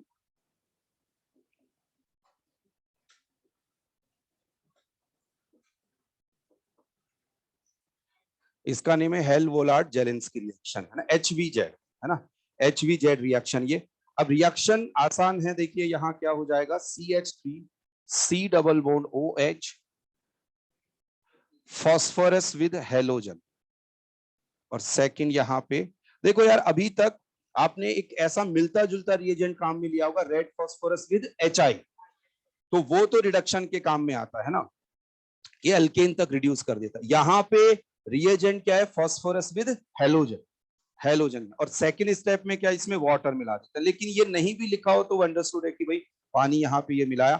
अब इसको थोड़ा सा क्लासिफाई करके याद रखोगे ना कार्बोक्सिलिक एसिड की केमिकल रिएक्शंस को, तो फिर फोर्थ में अपने आप आ जाएगा कि अल्फा पोजीशन पे हेलोजिनेशन करना है। अब हेलोजिनेशन के लिए हेलोजन तो चाहिए, साथ में क्या काम में ले लो, फॉस्फोरस काम में ले लो। तो इसके अंदर जो अल्फा पोजीशन है उसमें यहाँ हेलोजन लग जाएगा और यहाँ आ जाएगा COOH, अल्फा पोजीशन पे लगना है। क्यों, कैसे बात कर लेंगे इसमें कैसे क्या ये रहता है, लेकिन आप यहाँ देखिए अल्फा पोजीशन और इस पे हेलोजिनेशन भी हो जाए। और फिर एक और बात यहाँ लिख लीजिएगा कि यदि हम लोग इसको एक्सेस में ले लें, यहाँ एक्सेस में ले लें और यहाँ साथ में वाटर ये लिया, तो ऐसे केस में बताओ क्या हो जाएगा, जितनी भी अल्फा पोजीशन है सब जगह बताओ यहाँ क्या आ जाएगा, हेलोजन। मतलब अल्फा पोजीशन पे जितने भी हाइड्रोजन हैं सब हटकर हेलोजन। यहाँ मैकेनिज्म वगैरह देख लेते हैं, लेकिन इतना काम वाम तो नहीं आती है। एक बार इसको रिएक्शन को डायरेक्ट याद रखिएगा क्योंकि एनसीईआरटी बेस्ड है, तो प्रोडक्ट वगैरह का रिएजेंट वगैरह आसानी से ध्यान रहेगा, फॉस्फोरस विद हेलोजन। अभी कोई ऐसी और कोई रिएक्शन भी नहीं है जहां पे इस तरह से कोई रिएजेंट काम में आया हो, पता नहीं, ये सब तो आप कोई सर्च करो फिर जब मेरे को जान, है ना, कभी ऐसा हो। रशियन है, अच्छा अच्छा अच्छा, हाँ ये कभी मान लो कई बार होता ना इंटरेस्ट कि आपने किसी साइंटिस्ट के बारे में कुछ पढ़ा और वो उसकी रिएक्शन, तो आप बताया करो कि सर ऐसा हमने पढ़ा, बात इसमें टाइम नहीं करना, कभी किसी नहीं पढ़ा। चलो अब देखो इसमें मैकेनिज्म लिख डालो, इसको खत्म करते हैं, है ना। मैं चलिए अब देखो क्या, phosphorus, phosphorus react with halogen तो PX3 बनाता है, लिखो इसको मैकेनिज्म लिखते, फॉस्फोरस रिएक्ट विद हेलोजन तो यहां बनाएगा ये PX3। फिर अभी हमने पढ़ा कि कार्बोक्सिलिक एसिड जब PX3 के साथ रिएक्ट करे तो देखो PCl3 के साथ रिएक्ट करके एसिड हैलाइड बना रहा था ना, तो सेम वही रिएक्शन यहाँ पे कि CH3 CO और यहाँ पे हेलोजन, यार हेलोजन यहाँ पे, मतलब ये carboxylic acid react with PCl3 और PX3 तो एसिड हैलाइड यहाँ पे। अब ये रिएक्शन होती है वाया इनोलाइजेशन।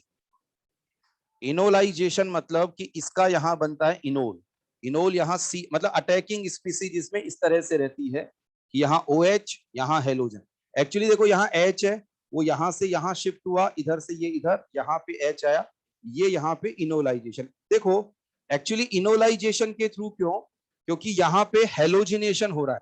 आप देखना कार्बोनिल कंपाउंड जो था ना, कार्बोनिल कंपाउंड, उसमें मैंने हेलोजिनेशन पढ़ाया था 2 मीडियम, याद है ना।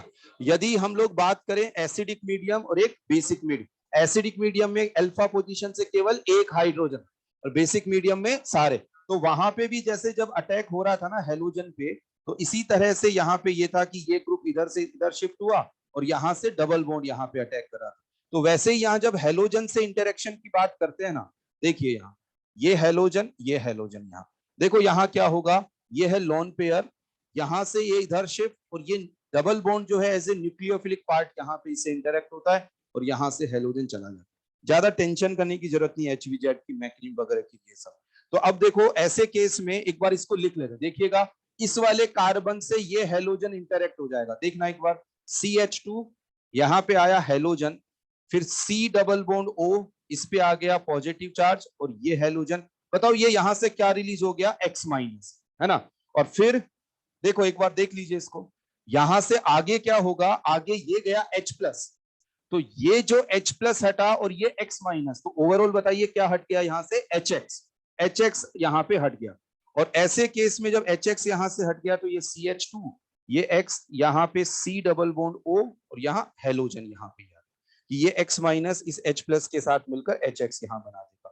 और फिर उसके बाद में अगला स्टेप देखें तो हमने वाटर यहाँ लिया, अब देखो ये एक एसिड डेरिवेटिव है, एसिड डेरिवेटिव के हाइड्रोलाइसिस से क्या बनता है, कार्बोक्सिलिक एसिड यहाँ बन जाता है। तो CH2 यहाँ लगाया हमने हेलोजन, COOH यहाँ।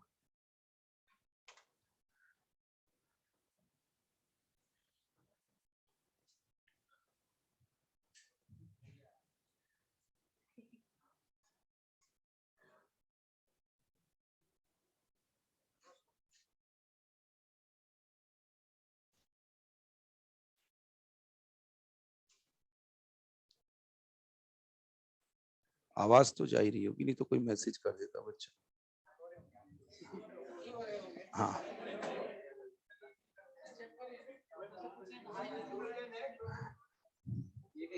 हाँ चलिए देखिए इसमें, ये इसमें रिकॉर्डेड में फिर ये रहता है जब भी टाइम मिले तो देख लो, वो तो फिर कोई। चलिए लिखा आपने ये, है ना।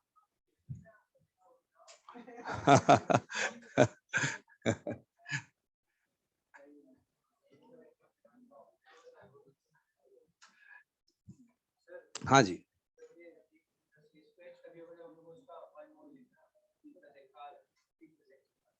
P+X2, हाँ वो देखो उसको एक्सेस में लेने पर सब जगह हेल्पिनेशन ये हो जाता है, बाकी तो क्या रहता है कि इसका 1 मोल और इसका 1 मोल इस हिसाब से लेंगे तो ये बन जाना है। अब इस पे एक दो क्वेश्चन देख लीजिए, क्वेश्चन नंबर बताइएगा HVZ पे 11th क्वेश्चन देखिए, ठीक है। हाँ देखो C5H10O2, एक आपको इसकी स्ट्रक्चर बतानी है और इसके लिए आपको हिंट ये दिया गया है कि ये एक तो सोडियम बाइकार्बोनेट टेस्ट पॉजिटिव देता है, मतलब ये मतलब सोडियम बाइकार्बोनेट टेस्ट देता है, और दूसरा यहाँ पे लिखा हुआ है कि HVZ रिएक्शन ये नहीं देता है, मतलब इस तरीके का यहां मैं लिख देता हूं नेगेटिव। ये दो इंफॉर्मेशन है, sodium bicarbonate test positive, HVZ reaction negative.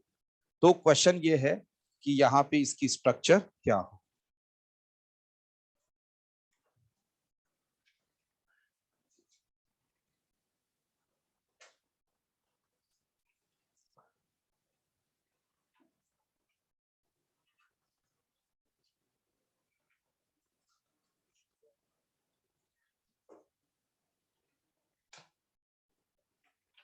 बनाया, अच्छा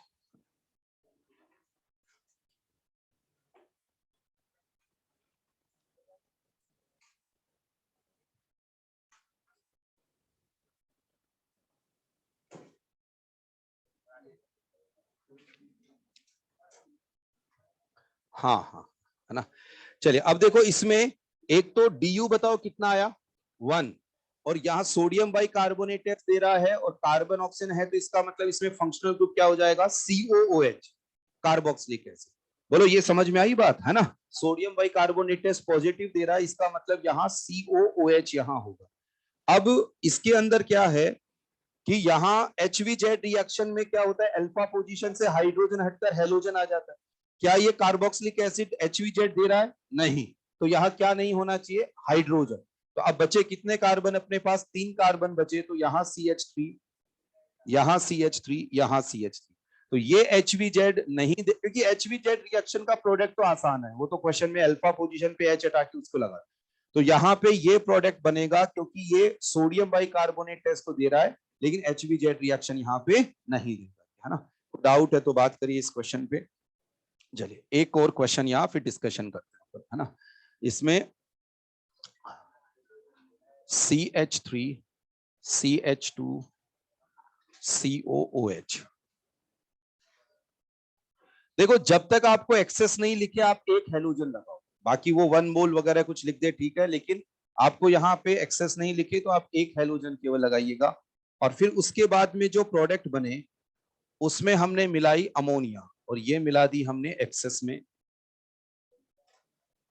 और अब ये है कि क्या प्रोडक्ट यहाँ बनना चाहिए, एक बार लिखो, देखो क्वेश्चन को मिलकर सॉल्व करें।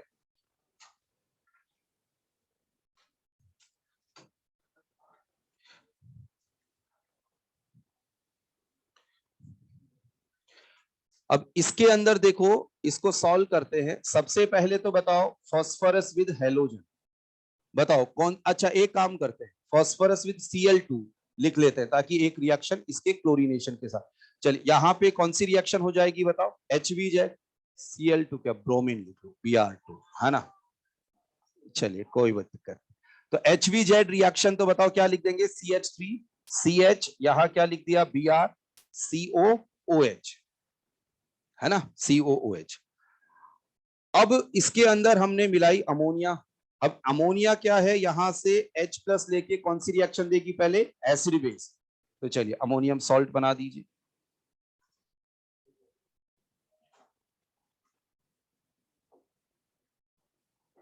ये एसिड बेस रिएक्शन लिखो यहां तक देखो।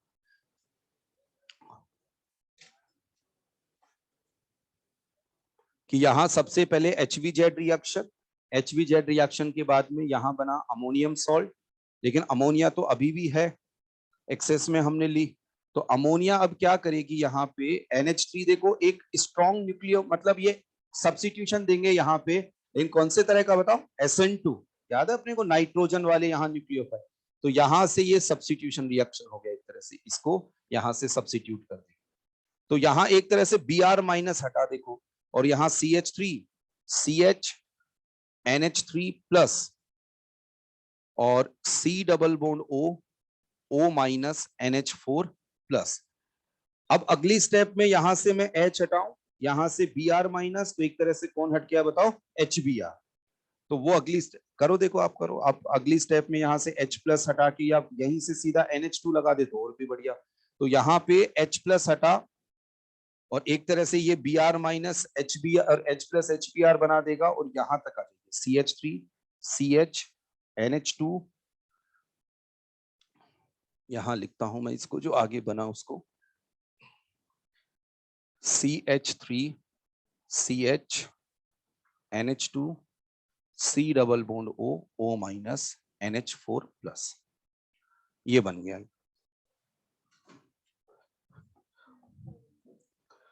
ठीक है, कैसे हुआ समझ में आ रहा है कि यहाँ पे HVZ एसिड बेस, SN2 के बाद में यहाँ पे अब क्या रहेगा कि यार HBr यहाँ सिंथेसाइज हुआ है। HBr जो बना उसमें क्या होता है कि अब ये अच्छा एसिड, तो ये क्या करेगा, इसके साथ मिलकर यहाँ पे ये जो सॉल्ट है, यहाँ पे ये मिलकर क्या बना लेंगे, अमोनियम ब्रोमाइड। जैसे यहाँ प्रोडक्ट बन जाएगा CH3 CH NH2, बताओ क्या बन जाएगा, एक COOH प्लस यहाँ पे क्या हो जाएगा NH4 Br, यहाँ पे बन जाएगा।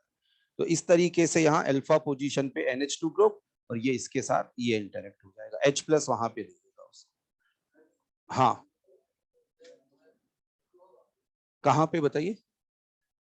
हाँ वो मैंने कहा ना कि वैसे लिख देते हैं, नहीं भी लिखा हो तो फिर वो समझ के चलेगा, बाकी लिख लो इस। हाँ हाँ, अल्फा हाइड्रोजन नहीं है तो HVZ नहीं हो पाएगी। ये इस तरह का एक, मतलब सिमिलर तो नहीं, लेकिन इस तरह की बात में जब आप शीट सॉल्व करेंगे कार्बोक्सिलिक एसिड की, तो एक आधा क्वेश्चन ऐसा मिल सकता है जब यहाँ पे ऐसे हो जाए, है ना। तो इसको हम लोग शॉर्ट में ऐसे देखें तो क्या हुआ देखो, है ना, शॉर्ट में हम लोग बात करें कि यहाँ तो पहले तो HVZ से बताओ क्या आ गया Br, और फिर NH3 उस Br को रिप्लेस करके क्या लेके आ जाएगा NH2, इस तरह से शॉर्ट में ये हो गया, है ना। चलिए जी, कार्बोक्सिलिक एसिड से रिलेटेड ये पार्ट यहाँ कंप्लीट हुआ। अब इसके बाद में कौन सा पार्ट आता है, कार्बोक्सिलिक एसिड डेरिवेटिव, है ना, उस पे हम लोग बात करेंगे। नहीं, ये पूरा जैसे चैप्टर देखोगे ना एमीन्स तक तो बहुत कुछ आ जाएगा, लेकिन अब जैसे एक टॉपिक तो यहाँ हुआ कार्बोक्सिलिक एसिड, फिर कार्बोक्सिलिक एसिड डेरिवेटिव्स, और फिर वो एमीन्स वाला जो है वहां पे कई सारे रिएक्शन ऐसे करके रहता है। चलो अब थोड़ी देर और बैठेंगे अपन और आप शीट निकालिएगा, है ना। हाँ, नहीं नहीं, बैठो बैठो, सभी बैठो।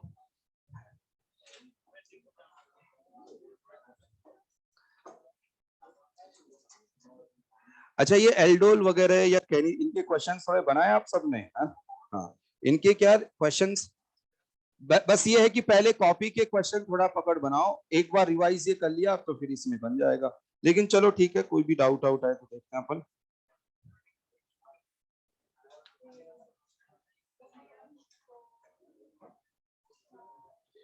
नेम रिएक्शन में अपन ने भी खूब क्वेश्चन किए हैं, जैसे यहाँ पे जो क्वेश्चन, अपन ने भी काफी सारे क्वेश्चन।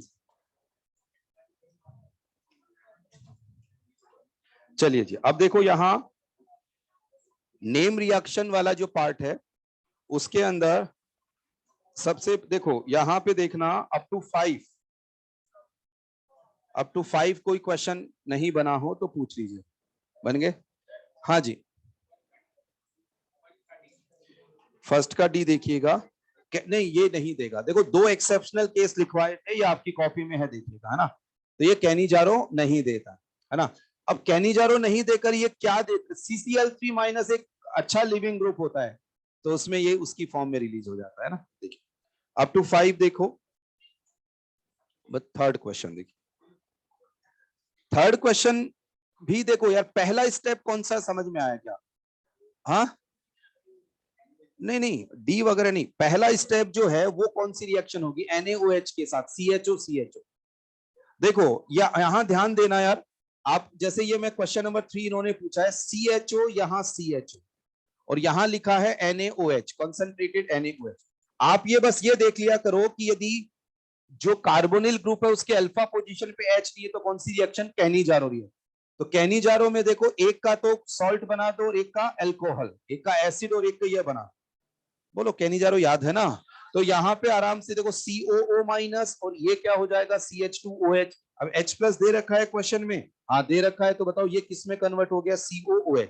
अब यहाँ दे रखा है हीटिंग इफेक्ट, तो अल्फा हाइड्रोक्सी एसिड का हीटिंग इफेक्ट अपन ने पढ़ रखा है, दो मॉलिक्यूल्स मिलकर रिंग बन जाए, है ना। अप टू 10 चेक करें, 7th का 1, 7th का 1 बताओ, कैनिजारो या एल्डोल, एल्डोल रिएक्शन यहां हो जाएगी, है ना। अब इसमें इसमें अभी मैं, वो एक बैच में ये था कि सर कैनिजारो के क्वेश्चंस आ रहे हैं तो एल्डोल क्यों दे दिया फिर, है ना। तो इस वजह से डाउट, ये भाई अल्फा हाइड्रोजन है तो क्या करा देना है, एल्डोल ये करा। 7th का 2 पूछना मतलब थोड़ा कॉपी में यही तो देखो, दो एक्सेप्शनल केस लिखवाए थे कैनिजारो के, एक तो 7th का 2 वाला याद है क्या आपको, और एक 7th का 2 और एक क्वेश्चन नंबर 1 का डी ऑप्शन, ठीक है। तो इनको कॉपी में लिखी इंफॉर्मेशन को थोड़ा सा देखिए, भाई इसमें कोई ऐसी इंफॉर्मेशन जो नहीं है वो मैं लिखवा दूंगा, लेकिन ये सब तो लिखा हुआ है। 8th क्वेश्चन, नहीं 8th का सेकंड क्या क्या ये बताओ, है ना। चलिए 8th का सेकंड अपनी कॉपी में है, तो 8th के देखो 8th का सेकंड क्वेश्चन क्या है, फिर 8th के फर्स्ट में आते, फिर ये देखते हैं अंतर क्या है। यहां ये है एसिटल्डिहाइड और यहां ये है फॉर्मल्डिहाइड। अब आप अपनी कॉपी में देखिएगा, अपन ने इसको ऐसे ये किया है, देखना यार, कि बेस आकर H को लेके गया, बताओ यहाँ क्या आया, नेगेटिव चार्ज, इसने अटैक किया यहाँ पे, तो बताओ इस वाले कार्बन पे क्या कनेक्ट हो गया, CH2OH। ऐसे बताओ यहाँ पे कितने हाइड्रोजन है, 3, तो कितनी बार एल्डोल हो रही थी, 3 बार, और 3 बार एल्डोल होने के बाद इस कार्बन पे 3 क्या आ गए, CH2OH। अब ये बताओ कि ये कार्बोनिल ग्रुप जो बचा, कंपाउंड जो है, इसमें इस CHO के रिस्पेक्ट में अल्फा पोजीशन पे हाइड्रोजन बचेगा क्या, नहीं। तो फर्दर फिर कौन सी रिएक्शन करवाई थी, कैनिजारो। देखो आपकी कॉपी में है ये मैंने एल्डोल में आपको पढ़ाया था कि तीनों H एक एक बार हटकर 3 बार इस पे अटैक, यहाँ पे याद आ रहा है क्या ये, है ना।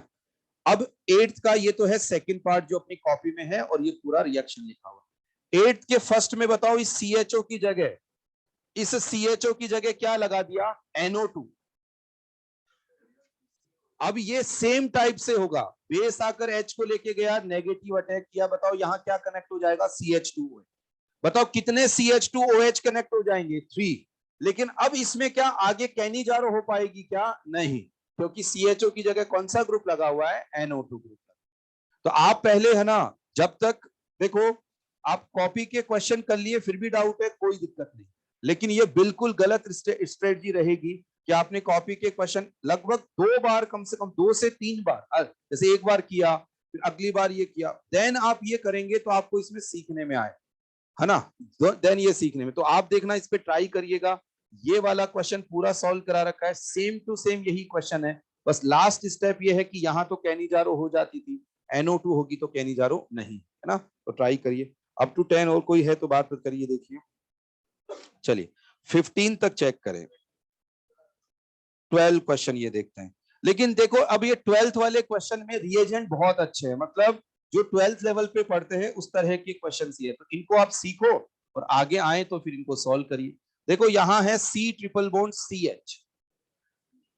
अब 12th क्वेश्चन में सबसे पहली रिएक्शन कौन सी बताओ, कुचेरॉव रिएक्शन। यहाँ पे मार्कोनिकोव पोजीशन पे OH आता है ना, तो यहाँ OH आएगा, यहाँ H, फिर टॉटोमराइज होगा, बताओ यहाँ क्या आ जाएगा, C double bond O CH। मतलब अब यहाँ क्वेश्चन जो है हैलोजन डेरिवेटिव का, या ये समझ आया, कुचेरॉव रिएक्शन। अब बताओ iodine with NaOH, iodo form, यहां से ये इसका तो क्या बन जाएगा, आयोडो फॉर्म, और यहाँ COOH, मतलब COO माइनस H प्लस दे रखा है तो क्या हो जाएगा, COOH। तो आयोडीन विद NaOH और बाद में H प्लस इसमें मिलाएंगे तो इस तरीके से ये हो जाएगा C double bond O COOH, साथ में क्या बना बताओ, आयोडो। अब बताओ इसको यदि हीट कर दिया जाए, बिल्कुल सही बात, ये अल्फा पोजीशन, ये बीटा, बताओ क्या रिलीज हो जाएगी, CO। देखो ये बात बहुत जगह काम आई होगी आपको, है ना, CO2 रिलीज हो जाएगी तो यहाँ पे क्या हो जाएगा, साइक्लोहेक्सेनोन। यहाँ तो ये अच्छा क्वेश्चन है, लेकिन अच्छा क्वेश्चन के साथ ही ऐसे क्वेश्चंस पे आप पकड़ बनाओ। नहीं बना कोई बात नहीं, लेकिन एक बार 2 बार ट्राई करो और बिल्कुल एग्जाम में आने लायक क्वेश्चन, क्योंकि ये सब रिएजेंट पॉपुलर रिएजेंट। 15 तक और चेक करिए। 14th क्वेश्चन में एक इंफॉर्मेशन है जो आपको मैं कार्बोक्सिलिक एसिड डेरिवेटिव में जैसे अगली क्लास तक वो आ जाए, और वो इंफॉर्मेशन ये है कि RCONH2 यदि इसमें P2O5 मिलाकर हीट किया जाए, बताओ P2O5 मैंने आज की क्लास में पढ़ाया, बताओ क्या करता है, डिहाइड्रेशन। तो यहां से ऑक्सीजन, यहां से H2 हटा देंगे, क्या बन जाएगा, RC, ये H2O हटाता है। लेकिन ये आपके नोट्स में रिएक्शन कहां आएगी, हेलोजन, ये कार्बोक्सिलिक एसिड डेरिवेटिव है ना, तो अगली क्लास में रिएक्शन आएगी। तो अब देखो इस क्वेश्चन को सॉल्व करते हैं। यहाँ पे A जो बनेगा क्या हटा देंगे, यहां से H2O, तो बताओ कौन सा फंक्शनल ग्रुप आ जाएगा 5 मेंबर रिंग पे, CN, बोलो यार, है ना। फिर ये बताओ आगे रिएक्शन किससे होगी, RMGX। अब ये रिएक्शन याद है, हाँ, C डबल बॉन्ड होके दोनों तरफ एल्काइल ग्रुप रख दो, एक एल्काइल ग्रुप तो RCN वाला, और एक बताओ एक कौन सा, RMGX वाला, है ना। तो यहाँ पे जो B बन गया वो कीटोन बन जाए, अरे बोलो यार, है ना। और फिर उसके बाद में अच्छा कीटोन कौन सा बनेगा, तो एक एल्काइल ग्रुप तो ये है, देखो यहाँ C डबल बॉन्ड O, और एक बताओ कौन सा दे रखा है यहाँ, CH3MgBr, तो यहाँ CH3 आ जाए। RCN की रिएक्शन RMGX से हो तो C डबल बॉन्ड होके दोनों तरफ एल्काइल ग्रुप आ जाते हैं, ये RCN से आया, ये RMGX से। अच्छा अब ये क्या बन गया बताओ, B, यहां बन गया B। अब इसके आगे क्या दे रखा है बताओ, मतलब आयोडीन विद बेस, तो कौन सा टेस्ट बताओ, आयोडो फॉर्म। तो आयोडो फॉर्म तो यहाँ, हाँ, यहाँ C डबल बॉन्ड OH कर दीजिएगा, यदि H प्लस दे रखा हो तो, दे रखा है क्या इसमें, ठीक है, वो सब कोई फर्क नहीं पड़ता, एनाइन वो ऑप्शन देख के देख लेंगे। और बताओ क्या बन जाएगा, आयोडो फॉर्म, यहाँ पे ये बन जाएगा। और इसमें वहां इन्होंने मेंशन भी कर रखा है, आयोडो फॉर्म बना और आयोडीन, और ये बना। अब ये प्रोडक्ट बन गया यहाँ पे C, है ना, C ये बना। अब इसने पूछा क्या है, प्रोडक्ट इज, तो अब यहाँ पे हाँ, इसमें देखो थोड़ा चक्कर पड़ रहा होगा क्वेश्चन में, देखो इसमें ये देखो कि प्रोडक्ट इज, तो ऐसे केस में फाइनल प्रोडक्ट ही पूछते हैं। एक बार आंसर देखिएगा, यदि इन्होंने आंसर में दे रखा है बी वाला, बी दे रखा आंसर में, हाँ ठीक है, तो फिर फाइनल प्रोडक्ट ही पूछा है, मतलब कुछ मेंशन नहीं करे ना सीक्वेंस वाली रिएक्शन में, तो आप क्या कर देंगे, फाइनल प्रोडक्ट यहाँ। 15 तक और कोई बात है देख लीजिए, 20 तक देखिए।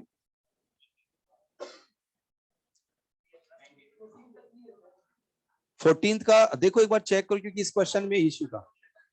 हाँ 14 का सी है, तो इस क्वेश्चन को करेक्शन करो। करेक्शन मतलब कि हाँ अलग अलग, हाँ ये इसीलिए देखो ये क्वेश्चन क्लियर है, आप ये देख लो, बी ये है और सी ये है, बस इतना ही है। अब क्वेश्चन को अपने हिसाब से ये कर लो कि इन्होंने जो आंसर दे रखा है ना, देखो कहां गया, हाँ क्वेश्चन नंबर 14 का यदि सी आंसर दे रखा है, तो आप क्वेश्चन को कैसे आप ये कर लीजिएगा कि product B is, product B पूछा है, फाइनल देखो बी तो बनेगा, ऑप्शन बी वाला तो बी बनेगा यहाँ, फाइनल प्रोडक्ट तो बनेगा ऑप्शन बी वाला, और बी यहाँ पे कौन सा बनेगा, ऑप्शन सी वाला, और सी वाला नहीं। देखो ये तो है बी और ये है सी, बस बात खत्म। अब आपको जो भी पूछा है उस आप, एक मिनट मेरे मेरे सीए का फोन है ना, एक बार।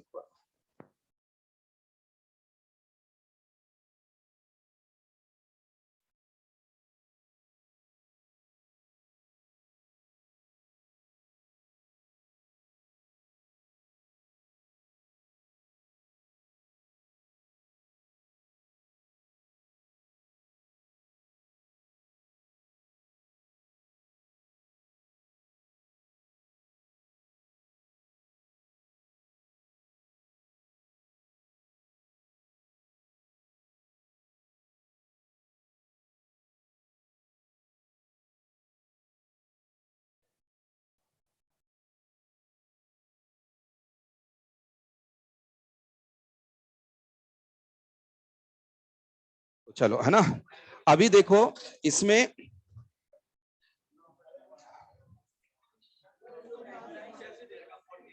अरे हाँ, तो ये जो है ना, यहाँ पे देखो समझो बात को, यदि आपको इस क्वेश्चन में बी पूछा है तो ये हो जाएगा, सी पूछा है तो ये हो जाएगा, तो अपना क्वेश्चन का इसमें करेक्ट क्या, बोलिए बोलिए, डाउट बोलिए इसमें।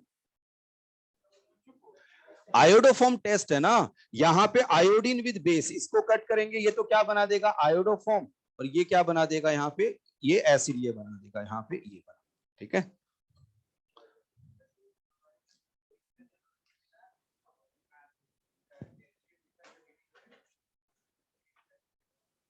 नहीं तो इसने आगे एक सेकंड रुकिएगा, यहाँ पे इसने पूछा तो प्रोडक्ट इज है, तो यहाँ पे जैसे गया, यहाँ पे ये सी वाला ही है, और इसके अंदर अच्छा यहाँ कैल्शियम हाइड्रोक्साइड ये दे रखा है ना, कैल्शियम हाइड्रोक्साइड, तो एक सेकंड, लेकिन ये कैल्शियम हाइड्रोक्साइड भी इसने एक्सेस में तो लिख नहीं रखा, जैसे यहाँ आयोडीन, हाँ मैं समझ गया कि यहाँ पे अब क्या है, देखो इस क्वेश्चन को आगे, लेकिन उसके लिए कैल्शियम हाइड्रोक्साइड और मेंशन करना चाहिए क्लियरली, जैसे एक बार तो ये मेंशन है, लेकिन ये यदि एक्सेस में हो, अच्छा इन्होंने ऐसे करके इसको सेट कर रखा होगा कि जैसे मान लीजिए ये आयोडीन विद बेस देते हैं, तो बताओ कौन सी रिएक्शन हो जाएगी, आयोडोफॉर्म, लेकिन अब इसको क्लियर रखना चाहिए, नहीं तो फिर कंफ्यूजन होगा, इसको बताओ क्या बोलना चाहिए यहाँ, एक्सेस में, तो ऐसे केस में अब आप वो रिएक्शन वो वाली कर सकते हैं। अच्छा हीटिंग दे रखा है इसने, तो हीट करके और फिर ये बना लो, हाँ तो अब क्या बन जाएगा, यहाँ पे ये बना, और देखो ये पहले तो कैल्शियम सॉल्ट बना लो आप चाहे तो, ये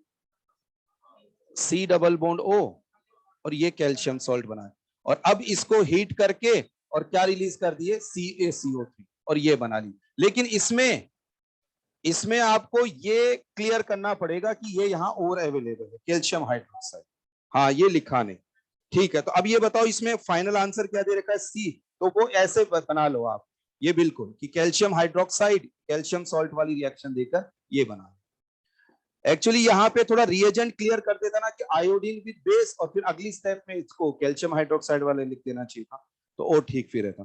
15 तक और कोई है तो देखो, 20 तक कोई डाउट है चेक करें, 19 क्वेश्चन, 19 20 दोनों, एक 19 क्वेश्चन देखिएगा, एक ऑर्गेनिक कंपाउंड है ना, तो वो न्यूट्रल FeCl3 सॉल्यूशन के साथ, देखो FeCl3 मैं आपको एरोमेटिक में पढ़ाऊंगा, अभी आप अपने को काम, फिनोल के लिए टेस्ट होता है, ये लिख लीजिएगा, चाहे FeCl3 टेस्ट होता है फिनोल के लिए। ये क्या होता है, फिनोल में FeCl3 मिलाएंगे तो एक वॉयलेट कलर का कंपाउंड, वॉयलेट कलर का कॉम्प्लेक्स बनता है। मैं आपको फिनोल में पढ़ाऊंगा ये जब एरोमेटिक में पढ़ूंगा। तो अब देखो यहाँ क्या बोल रहा है, एक ऑर्गेनिक कंपाउंड है, neither reacts with neutral FeCl3, मतलब उसमें FeCl3 से रिएक्ट नहीं कर रहा, मतलब उसमें फिनोलिक OH नहीं है, मतलब बेंजीन रिंग से अटैच्ड OH नहीं होना चाहिए। चलिए आगे बात करते हैं। नॉर विद फेलिंग सॉल्यूशन, तो इसका मतलब उसमें एल्डिहाइडिक ग्रुप नहीं होना चाहिए। तो एल्डिहाइडिक ग्रुप देखो यहाँ पे, एक तो सेकंड वाला जो है, सेकंड वाला तो वैसे भी रिएक्ट नहीं करता है बेंजल्डिहाइड, तो और इसमें कोई एल्डिहाइडिक ग्रुप ऐसा है भी नहीं। हाँ, फिर आगे देखो क्या बोल रहा है, it however reacts with Grignard reagent and gives positive iodoform test. अच्छा ये पहले तो फटाफट ये देख लो, पॉजिटिव आयोडोफॉर्म टेस्ट कौन कौन से देंगे। एक तो फर्स्ट वाला देगा, फर्स्ट वाला क्योंकि CH3CHOH है। अच्छा एक कौन सा देगा यहाँ पे, थर्ड वाला, बस यही देगा। तो इसका मतलब ये क्वेश्चन तो बन जाएगा कि आयोडोफॉर्म टेस्ट से हम देख देंगे कि फर्स्ट एंड थर्ड में कोई आंसर आना चाहिए। फिर इसने एक और बात बोली है कि ये किसके साथ रिएक्ट करना चाहिए, ग्रिग्नार्ड रिएजेंट के साथ। अब ग्रिग्नार्ड रिएजेंट के साथ रिएक्ट वाला थर्ड वाला यहाँ पे कर लेगा एसिडिक एच, फर्स्ट वाला भी कर लेगा। तो अब इसमें और कोई, तो इसमें अब फर्स्ट एंड थर्ड में कैसे ये करेंगे, तो देखो एक ऑर्गेनिक कंपाउंड ना तो रिएक्ट कर, अच्छा थर्ड वाले में देखो फिनोलिक OH, थर्ड वाले में बेंजीन रिंग से OH अटैच्ड है, तो ये किसके साथ रिएक्ट कर लेगा बताओ, FeCl3 के साथ रिएक्ट कर। तो थर्ड वाले को इसलिए हमने कैंसिल किया क्योंकि ये न्यूट्रल FeCl3 के साथ टेस्ट दे देगा, तो इसलिए फर्स्ट आंसर क्या है। देखो एक क्वेश्चन और यहां डिस्कस करते हैं, इसके अंदर है identify as in the 20th question पूछा आपने, है ना। चलो अब देखो 20th क्वेश्चन के अंदर जो सबसे पहली रिएक्शन है, पहली वाली रिएक्शन, मतलब जो रिएक्टेंट है उसको HCHO विद NaOH के साथ रिएक्शन करेंगे, बताओ कौन सी रिएक्शन हो जाएगी। बोलो यार सब बच्चे बोलो इसको, इस क्वेश्चन को। जैसे 20th क्वेश्चन जो है, यहां CHO और यहां पे OCH3, हाँ बिल्कुल सही बात, यहां पे क्या हो जाएगा HCHO, बताओ कौन सी रिएक्शन हो जाएगी इनके बीच में, कैनिजार, क्योंकि यहाँ पे अल्फा हाइड्रोजन है ही नहीं दोनों के पास। अब बताओ ऑक्सीडेशन किसका होगा, इस वाले का, इस वाले का क्या हो जाएगा, रिडक्शन। तो रिडक्शन यहाँ पे होना है, तो यहाँ पे कर दिया हमने OCH3, बताओ यहाँ पे क्या बन जाएगा, CH2OH। चलिए ठीक, और इसका जैसे फॉर्मिक एसिड बन गया। अब आगे इसने रिएक्शन बोली है CH3CH2Br, हाँ NaH जो होगा सोडियम हाइड्राइड, यहां से H हटा के क्या बना देगा, इसका आयन बना दे, एनाइन बना दे।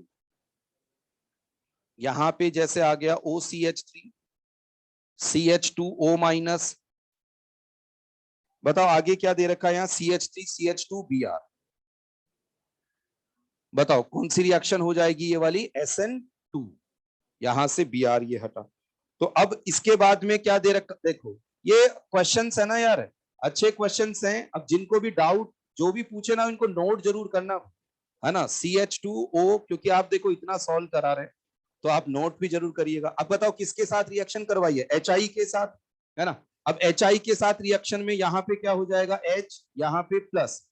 अब बताओ लेफ्ट साइड से बॉन्ड, मतलब पहली बात तो मैकेनिज्म कौन सी होगी बताओ, HI से यहाँ पे SN1 होगी या SN2 होगी, SN1, क्योंकि 3 डिग्री और मोर स्टेबल यहाँ पे हो, तो यहां से बॉन्ड टूटेगा इधर, तो यहां क्या चार्ज आ जाएगा बताओ, प्लस, बोलो यार, है ना। और यहाँ पे फिर क्या आ जाएगा, आयोडीन आ जाएगा। अब ये बहुत अच्छा क्वेश्चन है, अच्छा क्वेश्चन इन द सेंस देखो कि कोई भी रिएजेंट जो 12th लेवल पे, मतलब जैसे एक तो बहुत कॉम्प्लिकेटेड क्वेश्चन कर दिया, बहुत ज्यादा स्टेप्स में सॉल्व हो रहा है, वो तो वैसे भी इतने, लेकिन 2 3 4 स्टेप्स को कनेक्ट करना है ना। तो आपको जैसे मान लो आपको क्वेश्चन आपने ट्राई किया नहीं आया, लेकिन आपने जैसे फिर भी ट्राई किया, अब मैंने आपको, उसी बच्चे का ध्यान ही जाता है जो घर पे ट्राई करके आता है, वरना इतना जल्दी समझ नहीं सकता कि क्या बात हो रही है ना। तो इन क्वेश्चंस पे ट्राई कर करके ही, और और इतने बढ़िया क्वेश्चंस हैं, IIT वगैरह में भी यही सारा क्वेश्चंस वगैरह का ये रहता है, तो थोड़ी सी कोशिश करेंगे। तो इस क्वेश्चन में जिन्होंने भी पूछा कोई डाउट है तो बता दीजिए, इसमें समझ में आ गया। चलो अब अगले टर्न पे अपन ये कंप्लीट शीट जो बचा हुआ पार्ट है, 20 तक कर लिया ना अपन, या 25 तक, 20 तक, बचे हुए क्वेश्चंस में कोई भी डाउट रहेगा अगली क्लास में बात करते हैं, है ना। चलिए चलिए।